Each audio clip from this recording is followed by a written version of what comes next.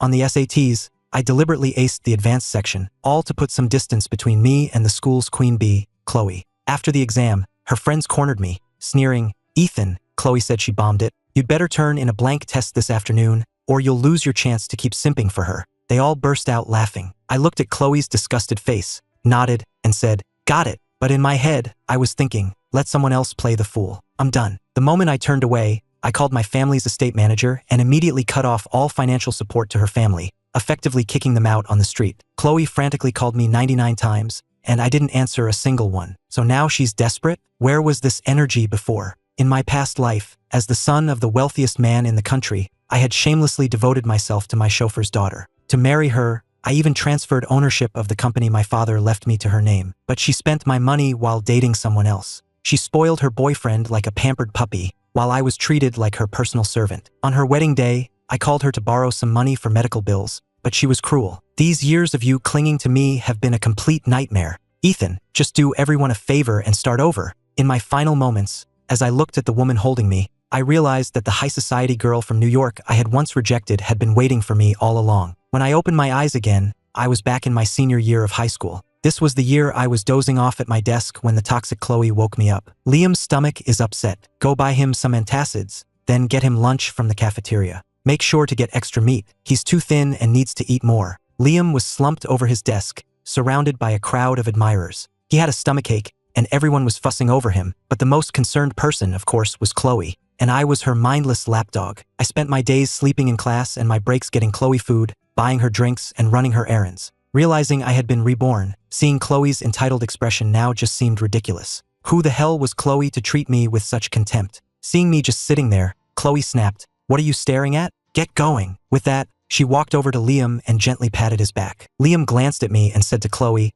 "It doesn't feel right making Ethan go. I'll just go myself. What's the big deal? He loves doing this stuff. If I don't let him, he gets upset, right?" She looked over at me. I gave a slight, humorless smile and walked to the cafeteria without a word. This time, I stood in line and got 2 meals. A student next to me chuckled. "Getting lunch for the queen bee again? Too bad she's into Liam, someone who's actually on her level. She'd never look at a guy like you." I asked, confused, "A guy like me?" He sneered. "Aren't you just the help son? You get a ride to school with the young miss every day and start thinking you can actually marry her? Wake up. A dumb, useless guy like you will only ever be her family's servant, washing her clothes, sweeping her floors, and changing her kids' diapers." A surge of anger hit me, but I just smiled. "Did Chloe tell you I was the help son?" The only reason she rode in my private car to and from school was because I liked her and made an exception. But now, in everyone's eyes, Chloe was the heiress, and I was the driver's kid. When I asked that, the guy rolled his eyes. "What else would you be? Now hurry up and get the young miss her lunch before it gets cold." He started laughing again, and the people around us joined in, mocking my pathetic devotion and my delusional fantasies. The bell rang. I left the cafeteria but didn't go back to class.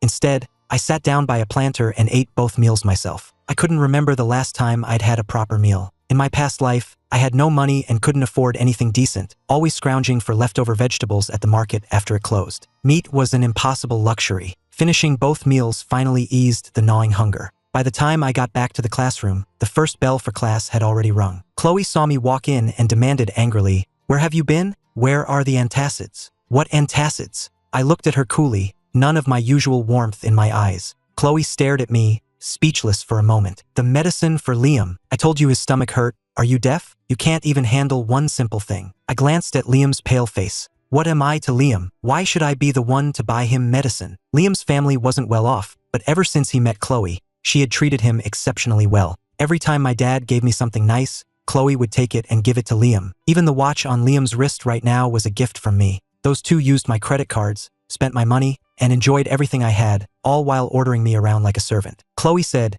"Ethan, are you trying to start something? If you keep this up, don't blame me for ignoring you. You'll just come crawling back, begging for my forgiveness." I stared at her, finding her words laughable. "What do I need your forgiveness for? What did I do wrong?" Seeing me actually talk back to Chloe, everyone else looked over. What was going on? The simp was actually fighting back? Chloe was stunned for a moment. She looked at me, remembering all the times I'd begged her for attention, and warned, "Fine, if you're so tough, don't even think about riding home with me this afternoon." "Okay," I nodded. I walked to my seat and sat down, agreeing so casually it was as if I hadn't even heard what she said. Liam's deskmate, Ryan, saw this and stood up to play the hero. "Hey, Ethan, what's your problem?" It was just a simple request for medicine, and you couldn't even do that. Can't you see Liam is sick? I shot him a cold glance. If you're so concerned, you can go buy it. Ryan retorted indignantly. That's your job. Why should I go? I'm not related to Liam in any way, so why should I? Ryan pointed at me. You're the Queen Bee's family servant. Isn't that what you're supposed to do?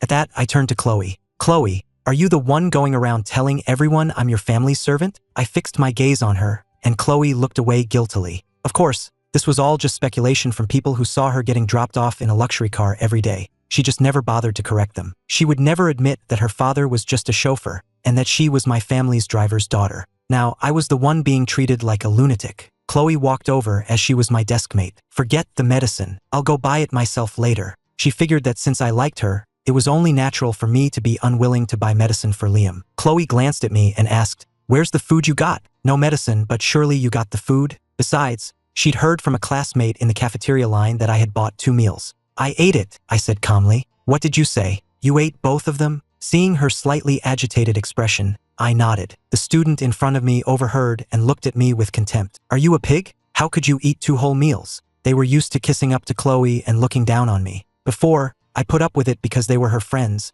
and I didn't want to offend anyone in her circle, hoping they might put in a good word for me. Now I realized I had just been spoiling them rotten. I said calmly, I used my own money. I could eat 20 meals if I wanted to, and it would be my right. The student in front of me scowled at my response and muttered under his breath, Your own money? Isn't all your money from the Queen Bee's family? But Chloe, sitting next to me, was already fuming. The fact that I hadn't gotten her lunch, leaving her with nothing to eat, made her anger boil over. She snapped at me, Ethan, you brought this on yourself. I hope you can keep this attitude up for more than a couple of days. With that, she stood up, gathered her things, and said to Liam's deskmate, Ryan, switch with me. You sit with him. This was her usual punishment whenever she was upset with me, refusing to be my deskmate anymore. After all, I had begged to have her sit next to me. She was supposed to be my tutor, helping me with my schoolwork. But thinking back, when had Chloe ever actually tutored me? All she ever did was order me around. She seemed to think this would still control me, but I paid her no mind. Chloe hadn't eaten, and Liam was still miserable with his stomachache. He sat there, his face grim,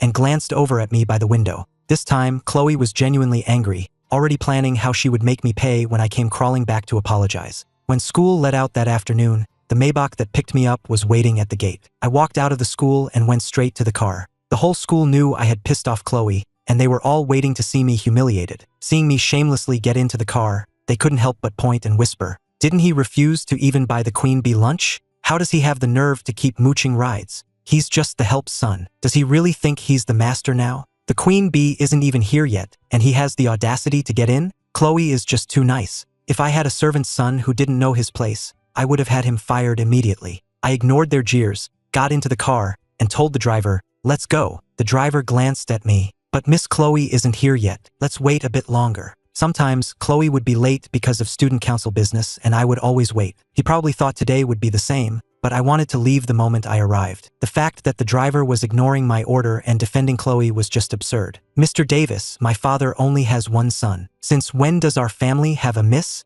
Did you and Chloe have a fight? Mr. Davis asked with concern. Don't worry, young master. I'll talk to her when we get home. Don't bother. Just drive. I don't want to ride with her, and I don't want to see her again. Mr. Davis hesitated, still not following my instructions. He knew all too well how scared I was of his daughter. I never dared to talk back no matter what Chloe said. He figured that even if he disobeyed me, the worst that would happen is Chloe would scold me a bit. Thinking that I would one day inherit the family fortune and it would all belong to his daughter, the driver had stopped seeing himself as just an employee and was already acting like my father-in-law. Are you going to drive or not? I frowned. My father had wanted to fire him a long time ago after hearing he had a gambling problem. Dad didn't feel safe with someone like that around. But I was an idiot back then and kept defending him, thinking that if he stayed, Chloe could stay in the Hayes household. I said all sorts of good things about him, even claiming he treated me exceptionally well, which is the only reason he still had his job. I never imagined that now, he wouldn't even listen to me, his actual employer. They're here. Seeing Chloe appear at the gate,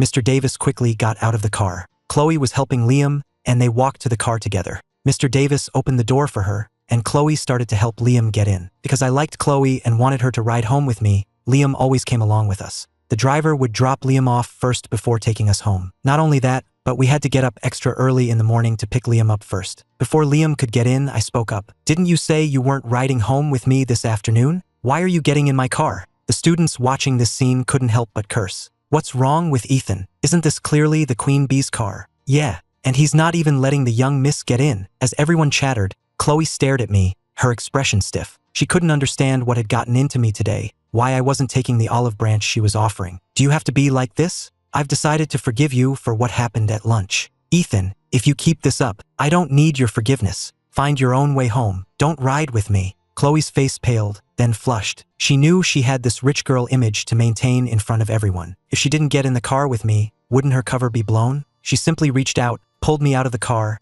and then helped Liam get in. Don't push it. I had to admit, she was getting on my nerves. I'd forgotten so many details from the past, but seeing Chloe's true colors now, I had no idea how I ever put up with her and even thought she was wonderful. Chloe ignored me, clearly not in the mood for a discussion, and ordered her dad, "Drive!" Mr. Davis actually drove off, leaving me standing there. The onlookers burst into laughter. Serves him right. That's what he gets for being so unreasonable. I pulled out my phone, a cheap Nokia that Chloe had bought herself. To win her over, I had given her the new iPhone my dad got me for my birthday and took this piece of junk from her. At the time, I thought I was protecting her pride. Now, looking at this ancient phone, it just seemed pathetic. But I used it to call my dad anyway. A few moments later, the Maybach that had just driven off returned. The car stopped at the gate again, and Mr. Davis got out, his face looking grim when he saw me. Young master. From his expression, it was clear he'd been chewed out. Get those two out of the car. I don't want to share a ride with them. Mr. Davis looked at the pair in the car, and Chloe helped Liam get out on her own. Liam hadn't expected this turn of events either. He looked at me, his face growing paler by the second. Ethan, if you have a problem with me, fine, but you don't have to take it out on Chloe. She's always been good to you, hasn't she? Chloe quickly stopped Liam. Don't say anything to him. Once they were both out, I got back in the car. Before we left, I rolled down the window, smiled, and waved at Chloe. Goodbye. Mr. Davis glanced at me in the rearview mirror, shocked that I would be so ruthless. He couldn't help but say, "Young master, it's normal for people to argue. Don't be angry. I'll have Chloe apologize to you later. It's just that she has no ride now and will probably have to take the bus. Who knows what time she'll get home. Everyone else can take the bus. Why can't she? Mr. Davis, have you forgotten who signs your paychecks? If you have a problem with me, why don't you just quit?" Since he thought my actions were all about his daughter, did he think he could just disrespect me? If I hadn't called my dad, he really would have left me stranded there. Hearing my words, Mr. Davis was startled and immediately shut his mouth. When I got home, our housekeeper, Mrs. Gable, saw me. "Young master, why are you back alone? Where is Miss Chloe?" "There is no Miss Chloe in this house anymore." Mrs. Gable stared at me, stunned. When had my young master finally come to his senses?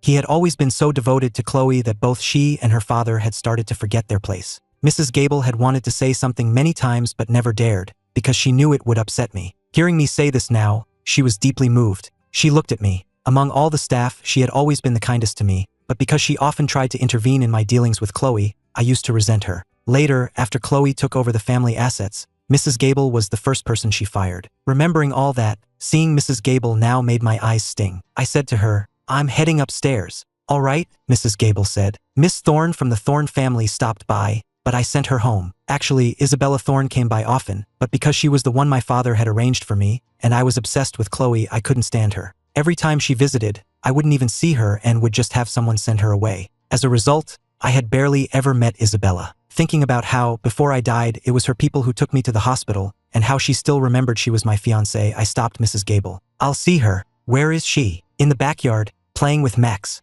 I went to the backyard and saw Isabella feeding Max. He was the dog I had wanted, but because Chloe said she didn't like dogs, I stopped going near him. I was surprised to see that Isabella got along so well with Max. She was wearing her blue Northwood Academy uniform. It was just a standard uniform, but she somehow made it look incredibly elegant. Remembering how people said before I died that someone as amazing as her had stayed single all those years, my eyes started to burn. Isabella finished petting Max and then looked up at me. Seeing me standing at the doorway, she wasn't sure how long I'd been there. She started to walk over but then stopped, remembering how much I despised her. "Mr. Hayes." Isabella was beautiful, with a calm and composed personality. Even though she was my age, she carried herself like someone in her 20s. As for her grades, she was always #1 in the state. She was the fiancée my father had arranged for me. She was the person Chloe couldn't stand the most. Chloe always claimed that Isabella was only so successful because her family provided her with endless resources. If she had the same advantages, Chloe insisted, she would be just as good, if not better.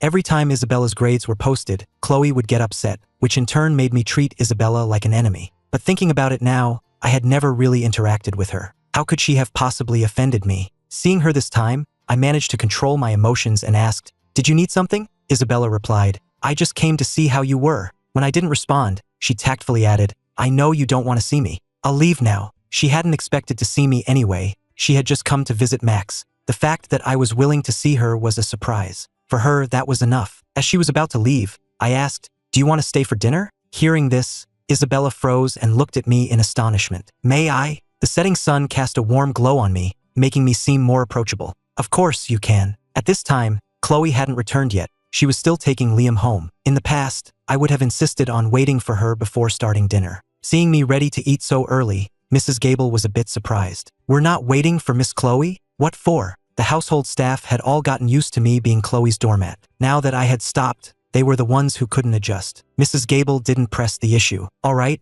I'll go set the table. Oh, and by the way, please inform Mr. Davis that he doesn't need to come in tomorrow. Mrs. Gable paused for a second, then understood. It wasn't her place to question the master's decisions. Understood. After firing Chloe's father, I finally sat down in the dining room. Isabella had been sneaking glances at me, but when I sat down, she quickly looked away, flustered. I never realized Isabella was so innocent at this age. It made me want to tease her a little. Why aren't you looking at me? Am I that ugly? My grades were terrible, but I was decent looking. If Chloe hadn't ruined me later on, I wouldn't have ended up in such a miserable state. Isabella looked back at me. No, she looked at me with a calm expression, but if you looked closely, you could see her ears were bright red. I smiled and asked, by the way, I hear your grades are always excellent? Faced with my sudden friendliness, Isabella seemed a little unused to it. They're okay. Do you happen to know any good tutors you could recommend? After all, relying on Chloe was out of the question. In this life, I didn't want to repeat the mistakes of my past, thinking my father could protect me forever while I never even bothered to open a book.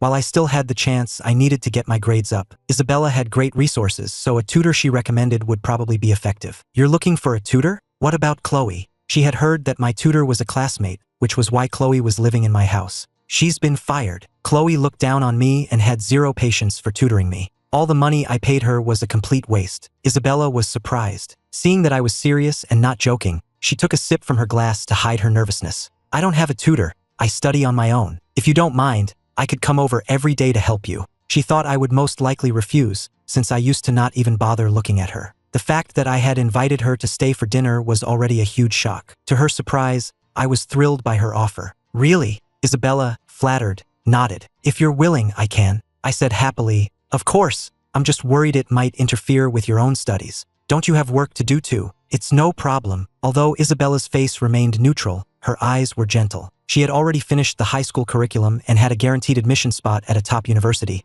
but she didn't say anything for fear of making me uncomfortable. Then thank you. My grades are terrible, so please don't get frustrated if I'm slow. Chloe's grades were also good, but she had no patience with me. If I didn't understand a problem after she explained it once, she would call me an idiot. My grades were average before, but after her tutoring, they actually got worse, completely destroying my confidence. I won't. I'll come over to your house after school from now on. As we ate, I noticed how quiet Isabella was, so I picked up some food with my chopsticks and put it on her plate. Make yourself at home. No need to be so formal. Just then, Chloe walked in after dropping off Liam. She had just gotten the news that her father was fired and had been yelled at by him. Seeing that I had started dinner without her and that all the dishes had been touched, her face immediately darkened. I gave her an indifferent glance and continued eating. Chloe had intended to confront me about her father, but seeing Isabella there, she asked irritably, "What is she doing here?" In the past, to please her, I never got close to any other girls. Every time Isabella came over, I would send her away without even a glance.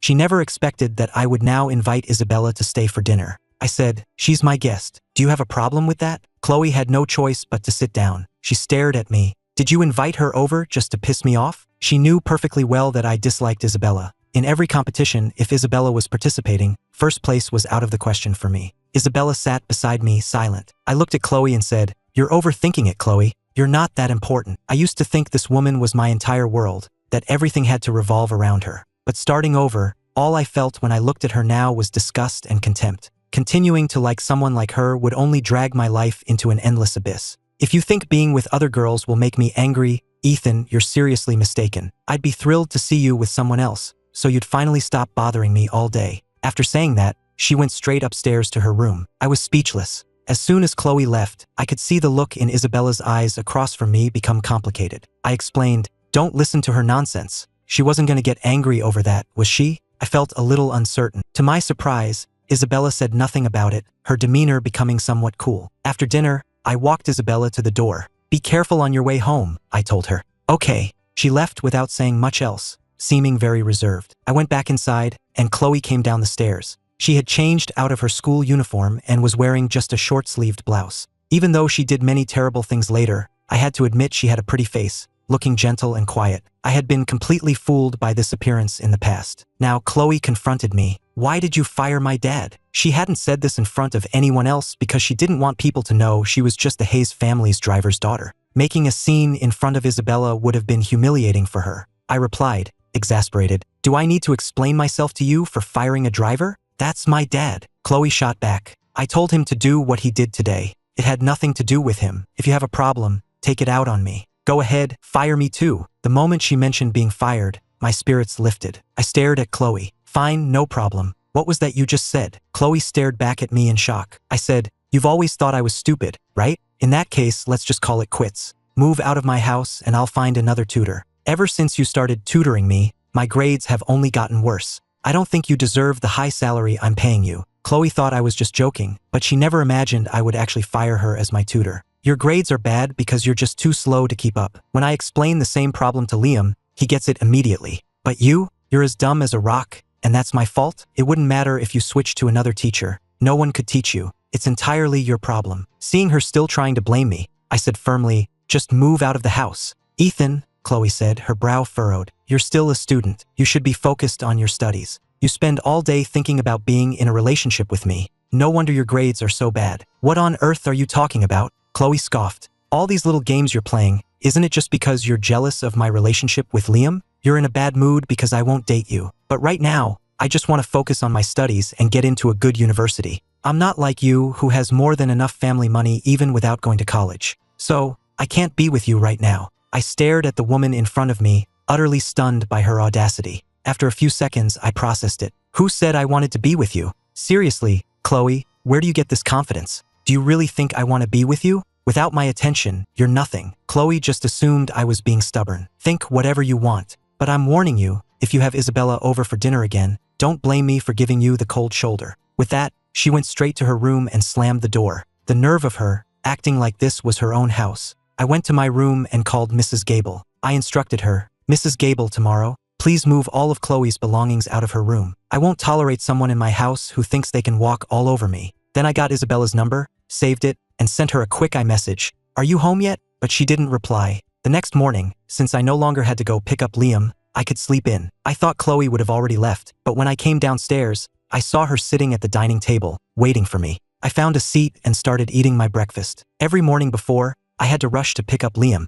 so I rarely had a proper breakfast at home. Seeing Chloe waiting for me now, I looked up at her stubborn expression. Even now, she seemed to think I was an idiot. After breakfast, I walked out, and Chloe followed closely behind me. The driver was a new person, who proactively opened the car door for me. I got in, and Chloe followed right after. I looked at her and said, Queen Bee, what's the meaning of this? Didn't you say you weren't riding with me anymore? I remember your words from yesterday very clearly. Chloe pressed her lips together and said nothing. If her father hadn't forced her to placate me, she wouldn't be doing this. So what if my family had some money? I was just a bully throwing my weight around, but her father still needed this job. I couldn't be bothered to waste time with her, so I told the driver to go. When we arrived at the school gate, I got out of the car, and Chloe followed. In the past, they always brought Liam with them. Today, Liam had taken the bus. When he saw Chloe, he hurried over. Liam's gaze fell on me. After the scene I made yesterday, he was completely baffled. How could a servant's son dare to be so arrogant towards Chloe? Seeing Chloe arrive with me, he asked, Did you two make up? I ignored them and walked straight into the school.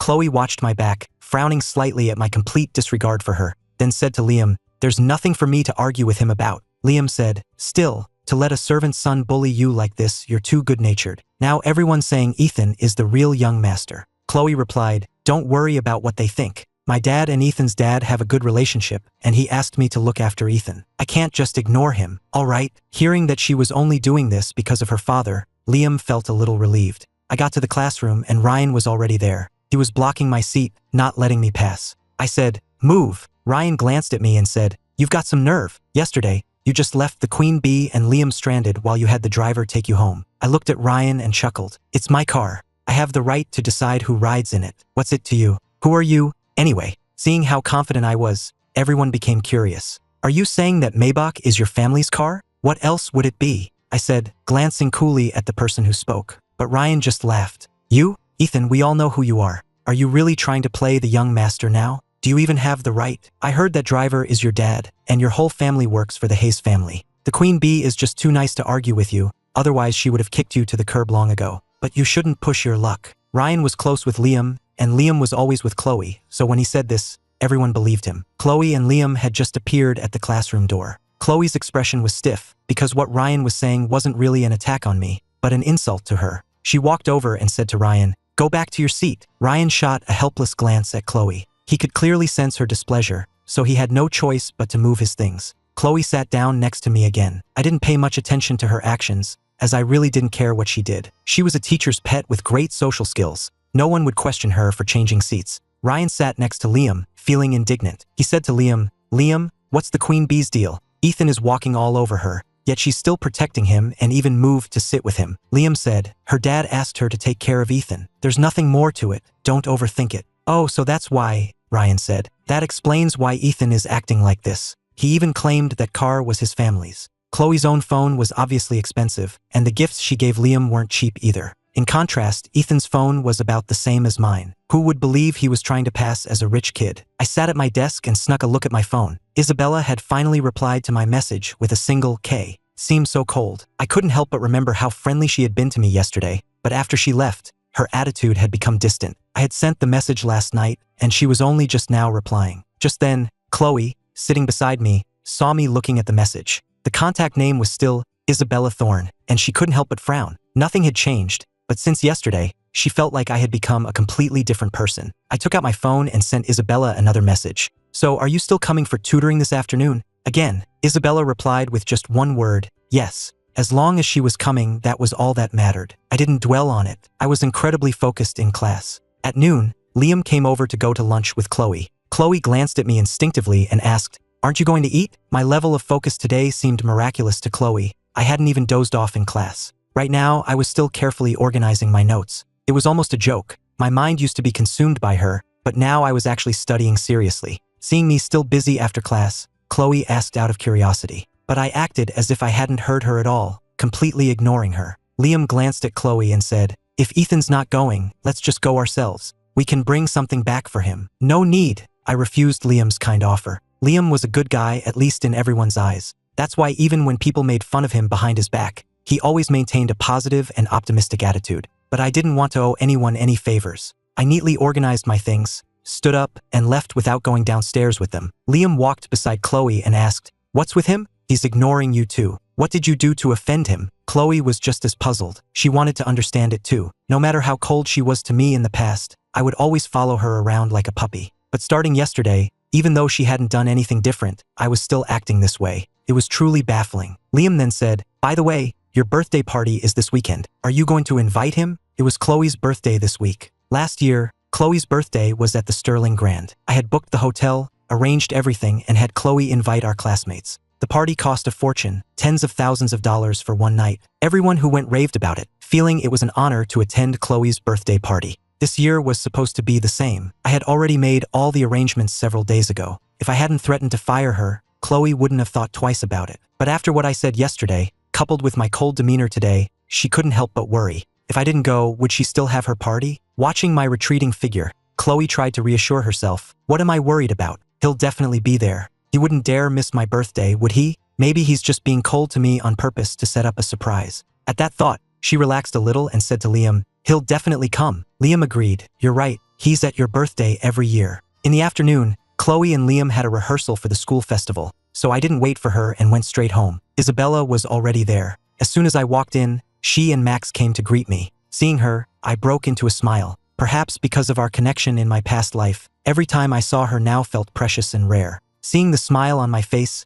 Isabella paused for a moment. She was used to my willful and cold demeanor. My recent warmth always made her a bit shy, unable to look me directly in the eye. I smiled at her and said, "You're here so early? Let's head straight to the study then." I led Isabella upstairs. During class today, I realized there were a lot of things I didn't understand. I was hoping I could ask you about them. We both sat down in the study. The seat next to me used to be Chloe's, but even when she sat there, She never seriously tutored me and even acted like I was wasting her study time. Isabella sat down beside me and took out 2 practice tests to gauge my current level. I completed them seriously and handed them to her. Isabella took the papers and quietly reviewed them for a moment. I felt a bit ashamed. "Sorry, I'm really slow." "It's not your fault," Isabella said. "Your study methods just aren't right. I'll start by helping you with the fundamentals. Is that okay?" I nodded in agreement. While teaching, Isabella kept her head down, not looking at me, and explained everything very seriously. But her problem-solving methods were incredibly clear and easy for me to understand. Many concepts I couldn't grasp before suddenly made perfect sense when she explained them. Isabella taught for a while and started to feel thirsty. As she looked up, she noticed I was staring at her. She swallowed nervously and quickly averted her gaze back to the textbook. "What's wrong? Is there a problem?" "I was just thinking you're very patient with me. But why are you so cold over text? You only ever reply with 1 or 2 words. Is it because of me and Chloe? Do you have a problem with me?" Isabella denied it. "No, my family was visiting yesterday, so I was busy and couldn't reply to your message right away. I didn't see it until this morning. If you ever need anything, you can call me anytime." While we were busy, my phone suddenly rang. I quickly answered it, and Chloe's voice came through the line. "Ethan, what is the meaning of this? What did I do now?" Hearing her accusatory tone, I had no idea what I had done to set her off. Chloe said, "You actually had them throw all my things out." I glanced at Isabella, not trying to hide it, and said directly to Chloe, "I told you yesterday you're fired. That being the case, you have no reason to stay in my house anymore, right? I'm in the middle of a lesson, don't bother me." With that, I hung up. Chloe stood at the front door, staring at her luggage that had been unceremoniously dumped outside, unable to believe I was capable of doing such a thing. I was really kicking her out. I put down the phone and said to Isabella, "Let's continue." Isabella acknowledged with a soft sound. A few moments later, the study door was suddenly pushed open. Chloe stood in the doorway, her face dark with anger. Her gaze fell on me and Isabella, a hint of contempt in her eyes. Seeing her there, I stood up and asked, "What are you doing here? Don't you dislike me? Don't you look down on me? Now you're the one who won't let go." Chloe stepped forward, her tone accusatory. "Ethan, do you find it amusing to humiliate me like this?" Isabella stood up as well, instinctively moving to stand in front of me. "Humiliate you?" Seeing Chloe so furious, I retorted, "Are you mistaken? How did I humiliate you? Aren't I the one who's been humiliated? I paid for everything in your life, yet you were all over Liam every day while I followed you 2 around like a servant. I catered to your every need and still had to endure your coldness. You don't call that humiliation?" Now, I was simply taking back what I had given her, and in her eyes, that was a humiliation. Chloe pressed her lips together, looking at me. "Don't think that just because you found someone else, you can force me into anything. I could never like you, and I will never date you. I'm telling you that right now." After her declaration, she turned to leave and ended up walking right into a wall. I opened the window and watched as she went downstairs, grabbed her luggage, and left without a moment's hesitation. She left quite decisively. In front of me, Chloe had always been the proud type. Despite her family's poverty, she had a backbone of steel. No matter how well I treated her, she would never bow to the allure of money. That was what I used to admire about her, but looking back now, it all seems ridiculous. Isabella saw me standing by the window and prompted, "Ethan." I turned around, seeing Isabella still there. "Sorry, let's continue." Isabella looked at me. "Maybe I should go home? You don't seem to be in a good mood." "No, I'm in a great mood. I was just thinking about my past life, about all the foolish things I had done. I wasn't sad about Chloe at all. Seeing Chloe like that actually made me quite happy. At least now, I didn't have to worry about my future. By staying away from Chloe, I wouldn't get sick in this life, and I wouldn't suffer that same miserable fate. "I think I'll head home for today," Isabella said, turning to leave. I took a step forward and grabbed her hand. Isabella froze, turning back to look at me. "What is it?" I wasn't sure what I was doing, but I wasn't stupid. I could tell she was a little upset. Whenever Chloe showed up and said those things, Isabella would instinctively try to distance herself from me. My relationship with Chloe had been very close before, and I never hid my feelings for her. I'm sure everyone, including Isabella, thought the same. They all believed I was in love with Chloe. And of course it was true. I really did love her once. If it weren't for the tragic end of my previous life, I might never have woken up. Now, seeing Isabella looking at me, I let go of her hand. "Are you free on Saturday? I was thinking of getting dinner at the Sterling Grand. Want to come with me? The food at the Sterling Grand is amazing. Having starved in my past life, all I wanted now was to enjoy good food. Before, I would have definitely taken Chloe, but now I wanted to invite Isabella. Anyway, she was the one my father had arranged for me to marry. As long as I didn't mess things up, I would most likely marry Isabella after graduation. I used to think my dad was disrespecting my choices, but looking back now,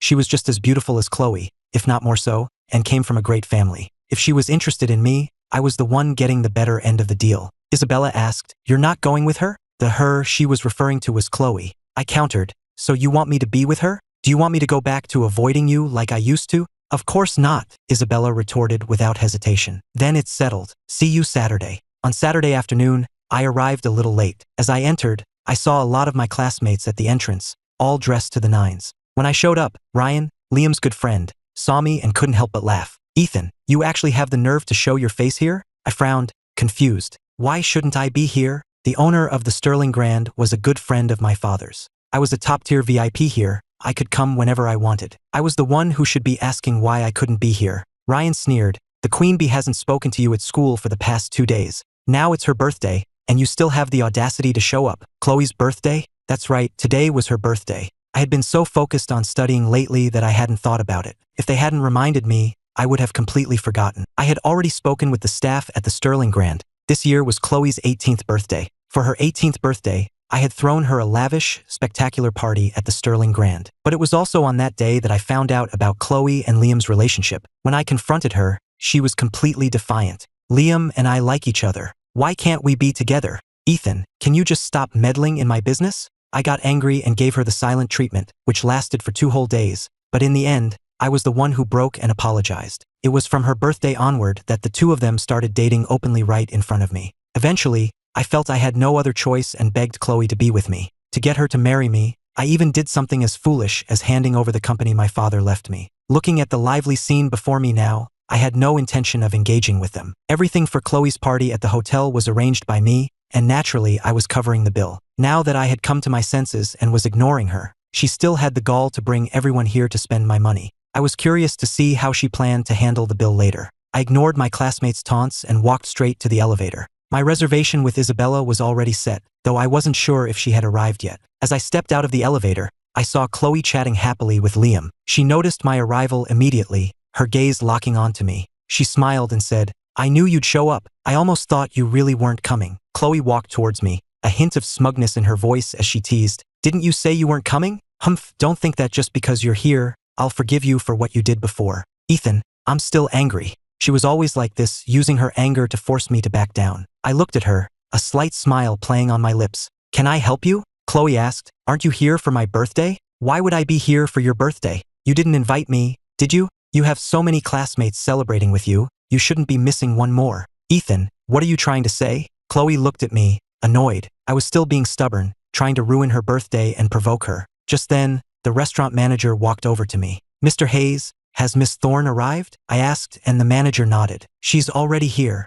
Please show me the way, thank you. Of course. The manager was about to lead me to Isabella, but Chloe followed behind me. Ethan, have you had enough of this? I was still going to see Isabella. Did she think she was being too lenient with me? I glanced at her. I'm not the one making a scene, you are. You told me not to bother you, that I was annoying. Now that I'm not, what's your problem? Your boyfriend is waiting for you, I said, glancing at Liam, who looked like he wanted to follow but thought better of it. Liam had never seen Chloe be so proactive with me before. Of course, I knew exactly why Chloe was being so forward. It wasn't me she couldn't part with, it was the money in my wallet. In the past, she clearly disliked me but had no problem enjoying everything I gave her. She would verbally refuse my gifts but happily accept them. Now that I was ignoring her, she was panicking. After all, how could a birthday party she had been planning for so long end so anticlimactically? Chloe said, if this is about my relationship with Liam, I can distance myself from him. If I do that, will you stop causing trouble? For the first time ever, she was actually backing down, which just showed how much she didn't want to give up this birthday party.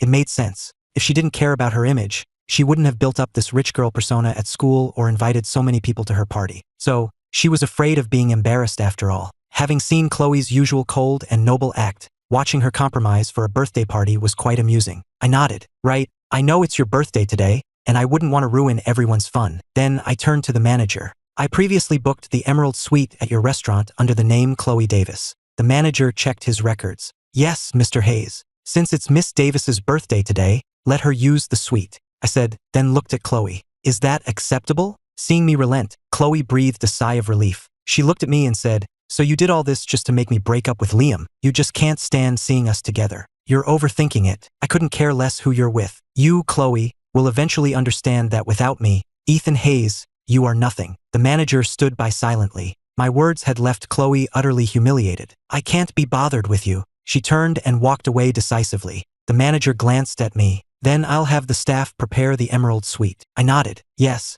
but make sure she pays the entire bill before she leaves. Don't let a single person leave until the bill is paid. Understood, Mr. Hayes. After settling everything, I went to find Isabella. Chloe returned to Liam's side. Seeing her dark expression, Liam asked, "How did it go? What were you two talking about?" Chloe replied, "Nothing important." She glanced at the gentle and considerate Liam beside her. Make her break up with Liam? He wished, after today's birthday party was over, she would cut all ties with me and never give me the time of day again. Isabella wasn't in her uniform today. She was wearing a dress. Though the style was simple, it looked exceptionally elegant on her. When I walked in, she was intently studying the menu. She heard me approach and looked up, her eyes meeting mine. I smiled. "Have you been waiting long?" "No, I just got here too." Isabella was looking at me. I was wearing a t-shirt today, looking sunny and handsome, though a bit thin. I naturally sat down right next to her. Isabella hadn't expected me to sit so close and seemed a little uncomfortable. There were plenty of other seats. I could have sat elsewhere. At the time, I didn't notice her discomfort and asked, "Have you ordered yet?" "Not yet. I'm still looking." "Let me see." I leaned in, looking at the menu she was holding. Isabella could no longer focus on the menu. Her attention was entirely on me. She wondered what shampoo I used. It had a nice, fresh scent that wasn't overpowering. I wanted to eat something with strong flavors, something that would remind me I was alive. Those days of hunger, cold, and sleepless nights filled with pain were a form of torture for me. Even now, after being reborn, I sometimes dreamed I was back in my past life. The food was so spicy I had to fan my mouth with my hand. I picked up my watermelon juice and took a sip. Isabella asked me, "Do you like spicy food?" "It's all right," I said, looking up at her. "What about you?" "I like it too," she said agreeably, picking up some food with her chopsticks. In our private room, a waiter stood by, ready to assist. A short while later, the owner of the Sterling Grand walked in. His name was Mr. Sterling. Seeing him, I greeted him politely. "Mr. Sterling." Mr. Sterling looked at me and smiled. "Ethan, you're here too." From his words, I immediately understood he wasn't here to see me. Sure enough, Mr. Sterling walked over to Isabella and said politely, "Miss Thorne, welcome to our hotel. If there's anything at all that isn't to your satisfaction, please let me know." He was close with my father, which is how he knew Isabella's identity. Most people had no idea about Isabella's background or that the young heiress of the powerful Thorne family from New York was hiding out in Crestwood. Isabella simply acknowledged him and continued eating. She was very aloof. I had initially thought she was a warm person, but seeing her now, I realized Isabella didn't like talking to people much. Mr. Sterling stood by for a moment and personally poured her some water, but she remained silent. An unapproachable aura seemed to fill the entire room. Finally, Mr. Sterling tactfully said, "Well, I'll leave you to it. Please enjoy your meal." "Wait a moment, Mr. Sterling," I called out, stopping him. Hearing my voice, Mr. Sterling stopped and turned back. "Mr. Hayes, is there anything else I can do for you?" He had a warm, friendly smile, which always made me like him. However, if I remembered correctly, in my past life, the Sterling Grand had a sudden fire just 3 days after Chloe's birthday party. The cause was inadequate fire safety measures in the kitchen. When the fire started, they discovered the extinguishers were useless. That fire even resulted in casualties. Because of that incident, the Sterling Grand, once the most prestigious hotel in Crestwood, went into a steep decline. I heard Mr. Sterling himself fell ill from the stress. I looked at Mr. Sterling and asked, "Your hotel's fire safety is all up to code, right?" He looked at me, surprised by my sudden question. "Mr. Hayes, why the sudden interest in this?" "I just think it might be a good idea to have someone double-check everything, especially the kitchen area." "Rest assured," Mr. Sterling said, "our hotel's fire safety is impeccable. There will be absolutely no problems. We are responsible for our guests." I looked at him quietly. "Mr. Sterling, why don't you go check it yourself?" Seeing my persistence, Mr. Sterling's face showed a hint of displeasure. He stared at me. "What are you implying, Mr. Hayes? Do you not trust my word? Your father and I are good friends. He knows my character well. I run an honest business. You're questioning my integrity." I was about the same age as his son. In his eyes, I was just a kid who didn't know anything. Isabella spoke up. Since he suggested it,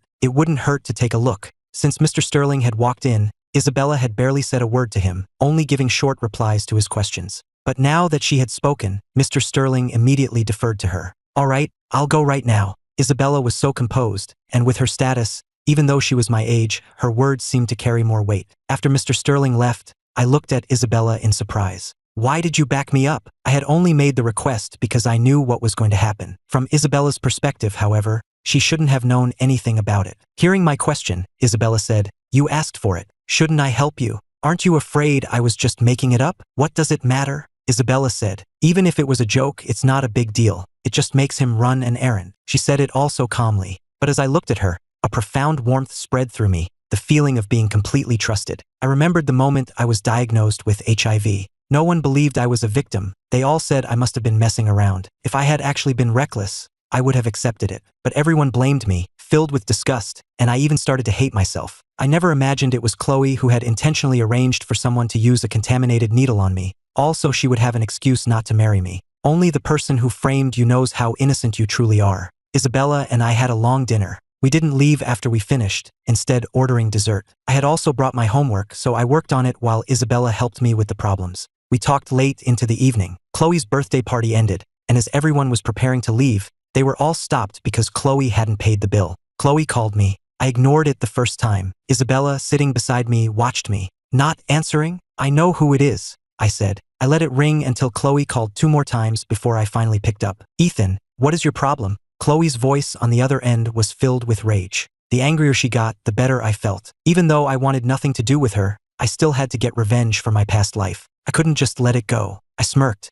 Queen Bee, what's wrong? Why so angry? Get over here and pay the bill, Chloe hissed, lowering her voice. Don't cause any trouble. She had planned to cut ties with me completely after the party was over and she had left. But she never expected I'd be waiting for her like this. Now she had no money to pay, and everyone was stuck, waiting on her. I said, that's strange. I didn't even attend your birthday party, so why should I pay the bill? Why don't you ask your classmates to split it? They all seem to like you, and you have such a good relationship. You even treat them to meals all the time. Before, I used to give Chloe tens of thousands of dollars in allowance every month. Chloe took it without a second thought, believing it was what she deserved for her tutoring. She was also very generous, often treating everyone to meals, which made them all think she was rich and eager to be her friend. But she was spending my money. Chloe said, Ethan, do you have to be like this? What do you want from me to come and pay this bill? I replied, if you're asking for a favor, you should at least sound like you're asking for a favor, don't you think? What do you say? Over the phone, I could hear Chloe let out a frustrated sigh.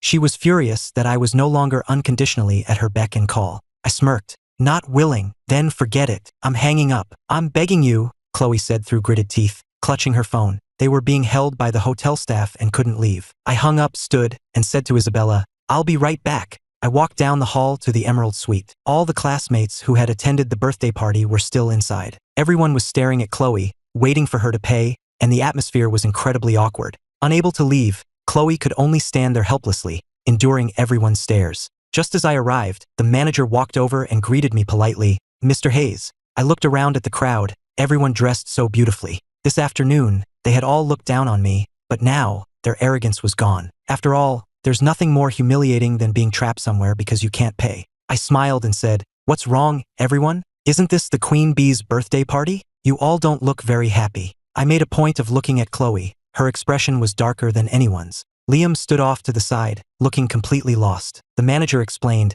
this Miss Davis hasn't paid the bill. I'm just asking them to settle it. I said calmly, I see. It's not a big deal, no need to make such a scene. They're all my classmates. I'll take care of the bill tonight, I said, handing over my card. The manager took it to process the payment. The others looked at me with complicated expressions. It was Chloe's birthday, yet she had to call me to pay the bill. What was going on? Couldn't she pay for it herself? Chloe felt her face flush with heat as she stared at me. No wonder I had come over so easily. My goal was to humiliate her, to let everyone know she was just a poor girl who relied on my money. I could have handled the payment quietly, but instead, I was making a huge spectacle of it, insisting on swiping my card in front of everyone. This guy was insane. A moment later, the manager returned after running the card. He handed it back to me along with the receipt. Mr. Hayes, it's all paid. Here is the bill. I glanced at the bill and deliberately read the total aloud. $86,000. Chloe, happy birthday. I'll cover the bill for your birthday this year, but there won't be a next time. After I spoke, I glanced at Liam, who was standing right beside me, his face turning a sickly shade of gray. What was happening? All of Chloe's money came from Ethan? Wasn't she a rich heiress? The scene unfolding before them was a massive slap in the face. Ryan stepped forward and said to me, Ethan, what kind of joke is this? Just because Chloe's money is with you, that makes it yours? You're just the help son holding it for her. What are you so proud of? Does your family let the help manage their money? I looked at Ryan and smiled faintly. Since you claim I'm the son of Chloe's family servant, let me tell you right now, I'm not. Her father is my family's driver. The other day at the school gate, he abandoned me to drive Chloe and Liam home, and he has since been fired. If you don't believe me, feel free to ask Chloe herself. With that, I turned to her. Queen Bee, what do you say? She glared at me, her eyes filled with resentment. In her entire life, no matter how poor she had been, she had never suffered such humiliation. Now, everyone was laughing at her, and she couldn't say a word in her defense. After all, I could very well cancel the payment and leave her stranded here again. She ignored me and turned to walk out. Liam, having witnessed everything, quickly followed her. The situation was unbearable, but he couldn't just stay. He had never imagined that she was actually the driver's daughter. So why had she been pretending to be a rich heiress all this time? After they both left, I glanced at everyone still in the room. If there's nothing else, you can all head out. Be careful on your way home. It's getting late. One by one, the group filed out of the Emerald Suite. I watched them go before leaving the suite myself. The manager escorted me to the main entrance and saw me to the elevator. Just then, Isabella arrived, and we got into the elevator together. This time, I was quiet. Even though I had just cleared up my identity in front of everyone, I didn't feel particularly happy. Compared to the years of suffering I had endured, this small punishment for Chloe did little to quell the resentment in my heart. Isabella saw that I was silent and didn't disturb me. When we reached the ground floor, we saw Mr. Sterling was there too. Seeing me, he immediately walked over. Ethan, this time his focus was on me, not Isabella. I greeted him politely. Mr. Sterling. Mr. Sterling grabbed my hand. Ethan, thank you so much. If it weren't for you, our hotel would have had a major disaster. I just went to check personally and found so many problems. It was all my cousin's incompetence. I've already sent him packing. I felt relieved. It was nothing. Mr. Sterling asked curiously, how did you know our hotel had fire safety issues? His question caught me off guard, so I had to come up with a random excuse. I dreamed about it last night. Hearing my answer, Mr. Sterling couldn't help but laugh. All right, I won't ask anymore. By the way, I had my assistant prepare a little something for both of you. He then had his assistant bring over 2 small gift bags. Thank you. If you ever need anything in the future, don't hesitate to ask. He knew he owed me a great debt. Mr. Sterling walked us to the door, where the Thorne family's car was already waiting. I sat in the car, looking out the window. There weren't many pedestrians at this hour, but there was still a lot of traffic, causing a bit of a jam. I remembered that when Isabella and I were together, we used to talk a lot, but this time it was exceptionally quiet. Isabella didn't disturb me, but she was thinking about how I had managed to predict the fire safety issue at the Sterling Grand.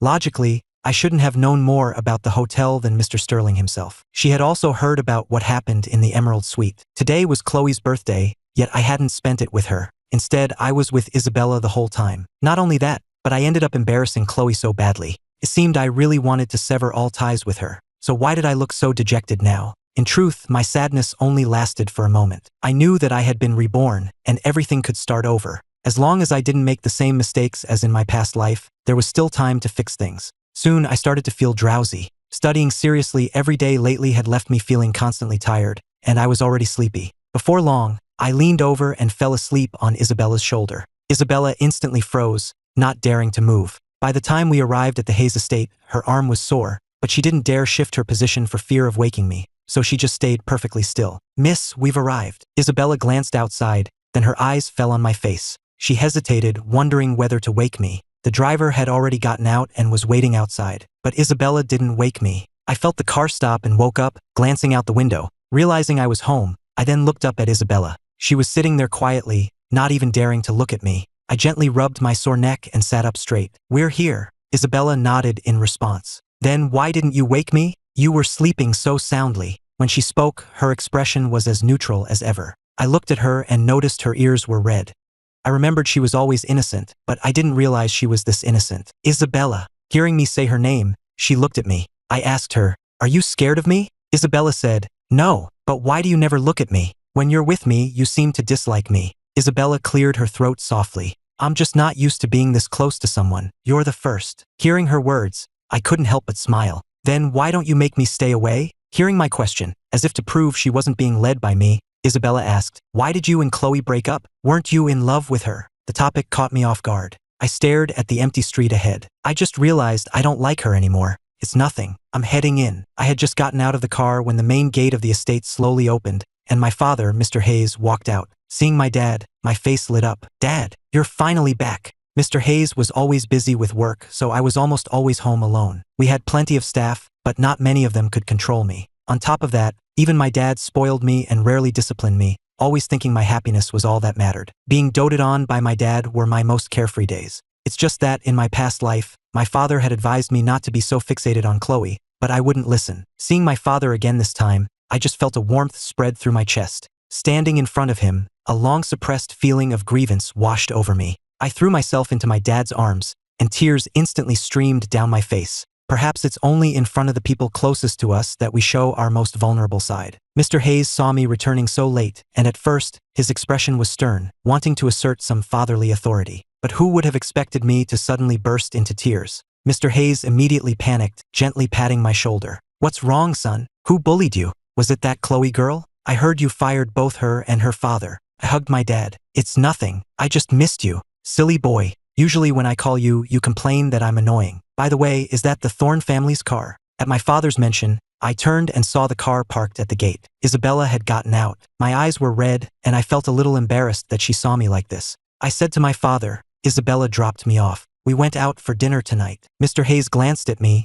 looking somewhat surprised. Before, when he had talked to me about the engagement, I had been vehemently against it, even saying I would never have anything to do with Isabella. Now, we were going out together. Although he didn't know what had gotten into his son, Mr. Hayes still said to Isabella, "Isabella, why don't you come in for a while?" "Hello, Mr. Hayes," Isabella said. "I won't come in. I should be heading home now." She glanced at me, then turned and got back in the car. The Thorne family's car drove away. I then followed my father back into the house. "Was it Isabella who bullied you?" he asked, seeing my red eyes and sad expression. I shook my head. "No, she's very good to me." I sat on the sofa, and my father kept looking at me. He was still so young. Of course, he wasn't old when he passed away later, but I always remembered him looking so old at the end. Mr. Hayes asked me several times to make sure I hadn't been bullied by Chloe before he finally relaxed. On Sunday morning, I had just woken up when Mrs. Gable told me Chloe was here. The events of last night flashed through my mind. We had completely fallen out. Chloe should have understood that I wouldn't be indulging her anymore. I was surprised she had come. I went downstairs and found not only Chloe but also her father.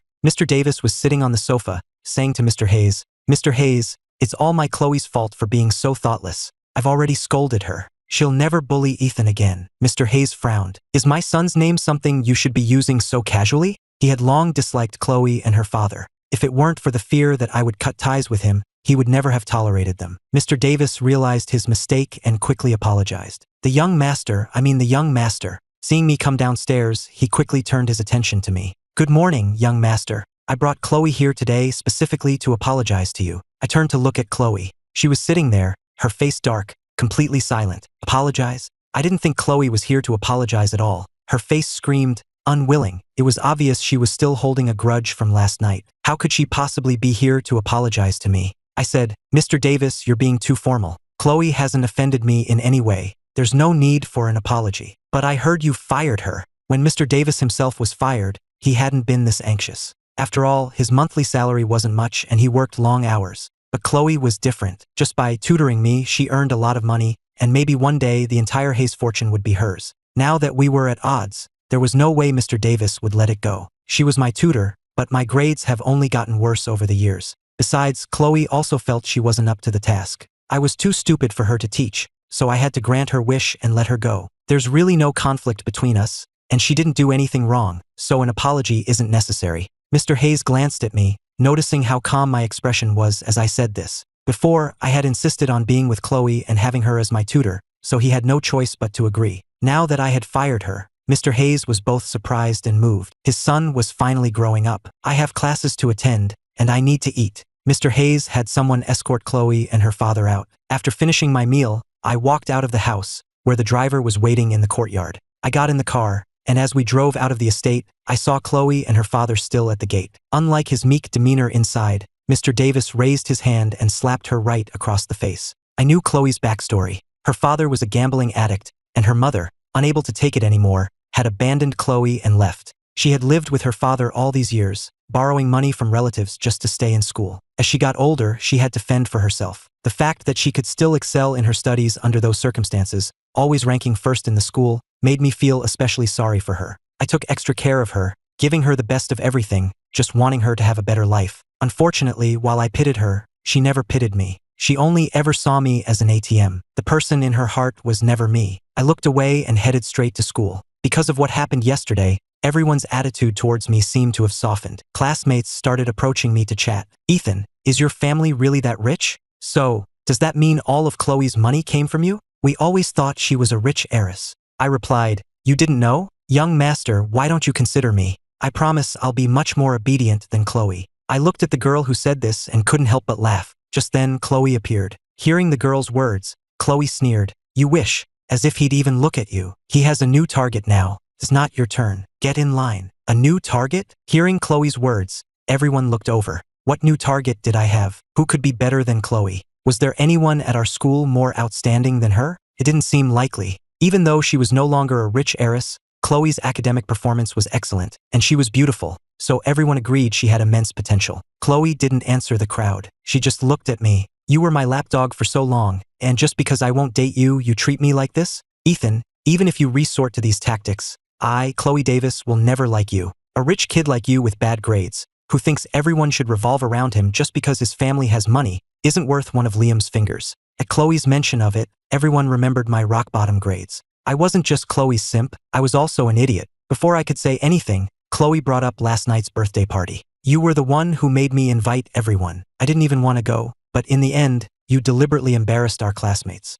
Do you think that just because you have money, you can trample on other people's dignity? And don't twist the facts, saying you supported me. That money was just payment for tutoring you. I won't take your money anymore, but don't expect me to help you ever again. After saying her piece, Chloe immediately switched seats with someone, making it clear she wanted nothing to do with me. Wow, she was back to playing the cold, brilliant scholar. She was always like this, but I hadn't forgotten the sight of her begging me for help last night. At first, when I saw her father hit her, I felt a little sorry for her, but now, it seemed like he hadn't hit her hard enough. I didn't indulge her either. Tutoring? Chloe, you really have the nerve to bring that up. Since you started tutoring me, have you done anything besides spend my money? My ranking at the bottom of the class every month is the result of your help.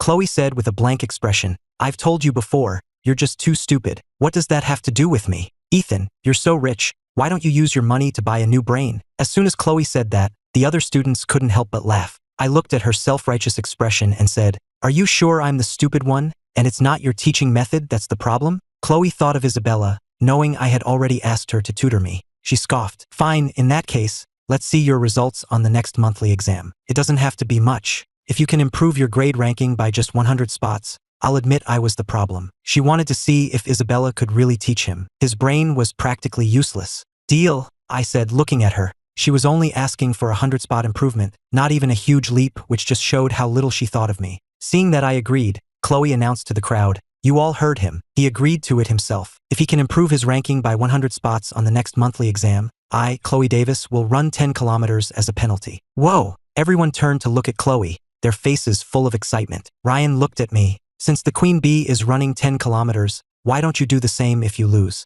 But Ethan, can you even handle that? If you're scared, just admit defeat now. I looked at them and said, sure, 100 spots isn't that hard, especially since I had been studying with Isabella these past few days. Her methods were easy to follow, and I could feel myself making significant progress, so I agreed without hesitation. This would also push me harder. After all, having a goal provides motivation. When Chloe saw that I had accepted, she couldn't hold back a laugh. Idiot. Then she sat down. She really hadn't expected me to agree. When she used to explain problems to me, I was always clueless. She knew my academic level inside and out. Now, she was already looking forward to watching me run 10 kilometers. They had just made the bet when Liam walked in. He was standing at the door and had heard everything Chloe said. He had been in a funk all night, but now he had figured things out. Chloe wasn't just academically gifted and beautiful. Even if her family wasn't wealthy, she was hardworking and ambitious. Wasn't that 100 times better than an idiot like Ethan? In the future, she would succeed on her own merits. Being with her was no loss for him. Thinking this, he walked over and said to Chloe, Chloe, even though your dad is just a driver, he earns a living with his own 2 hands. And your grades have always been the best. Coming from a modest background, it must have been really tough for you to get where you are today. I will always support you. At Liam's words, all the students who had doubted Chloe were suddenly moved. Even now, Liam was standing by her, unwavering. Such devotion was truly admirable, and Chloe had always been a top student. People liked her not just because they thought her family was rich, but because she herself was excellent in every way. In contrast, Ethan was not only lazy but also shamelessly expected people to be with him. Watching these two put on their little show, I had to inwardly shed tears for their great love story. It was so touching. Those two deserved to be locked together forever. It was my fault for being so blind in the past and trying to get in the middle of it. After Chloe's verbal assault, everyone now saw me as a complete fool. I had just managed to shake off the labels of simp and servant son, and now people were avoiding me because of my grades. But I didn't really care. Compared to the loneliness and helplessness of my past life, their behavior was nothing. After all, I still had wealth and parents who loved me.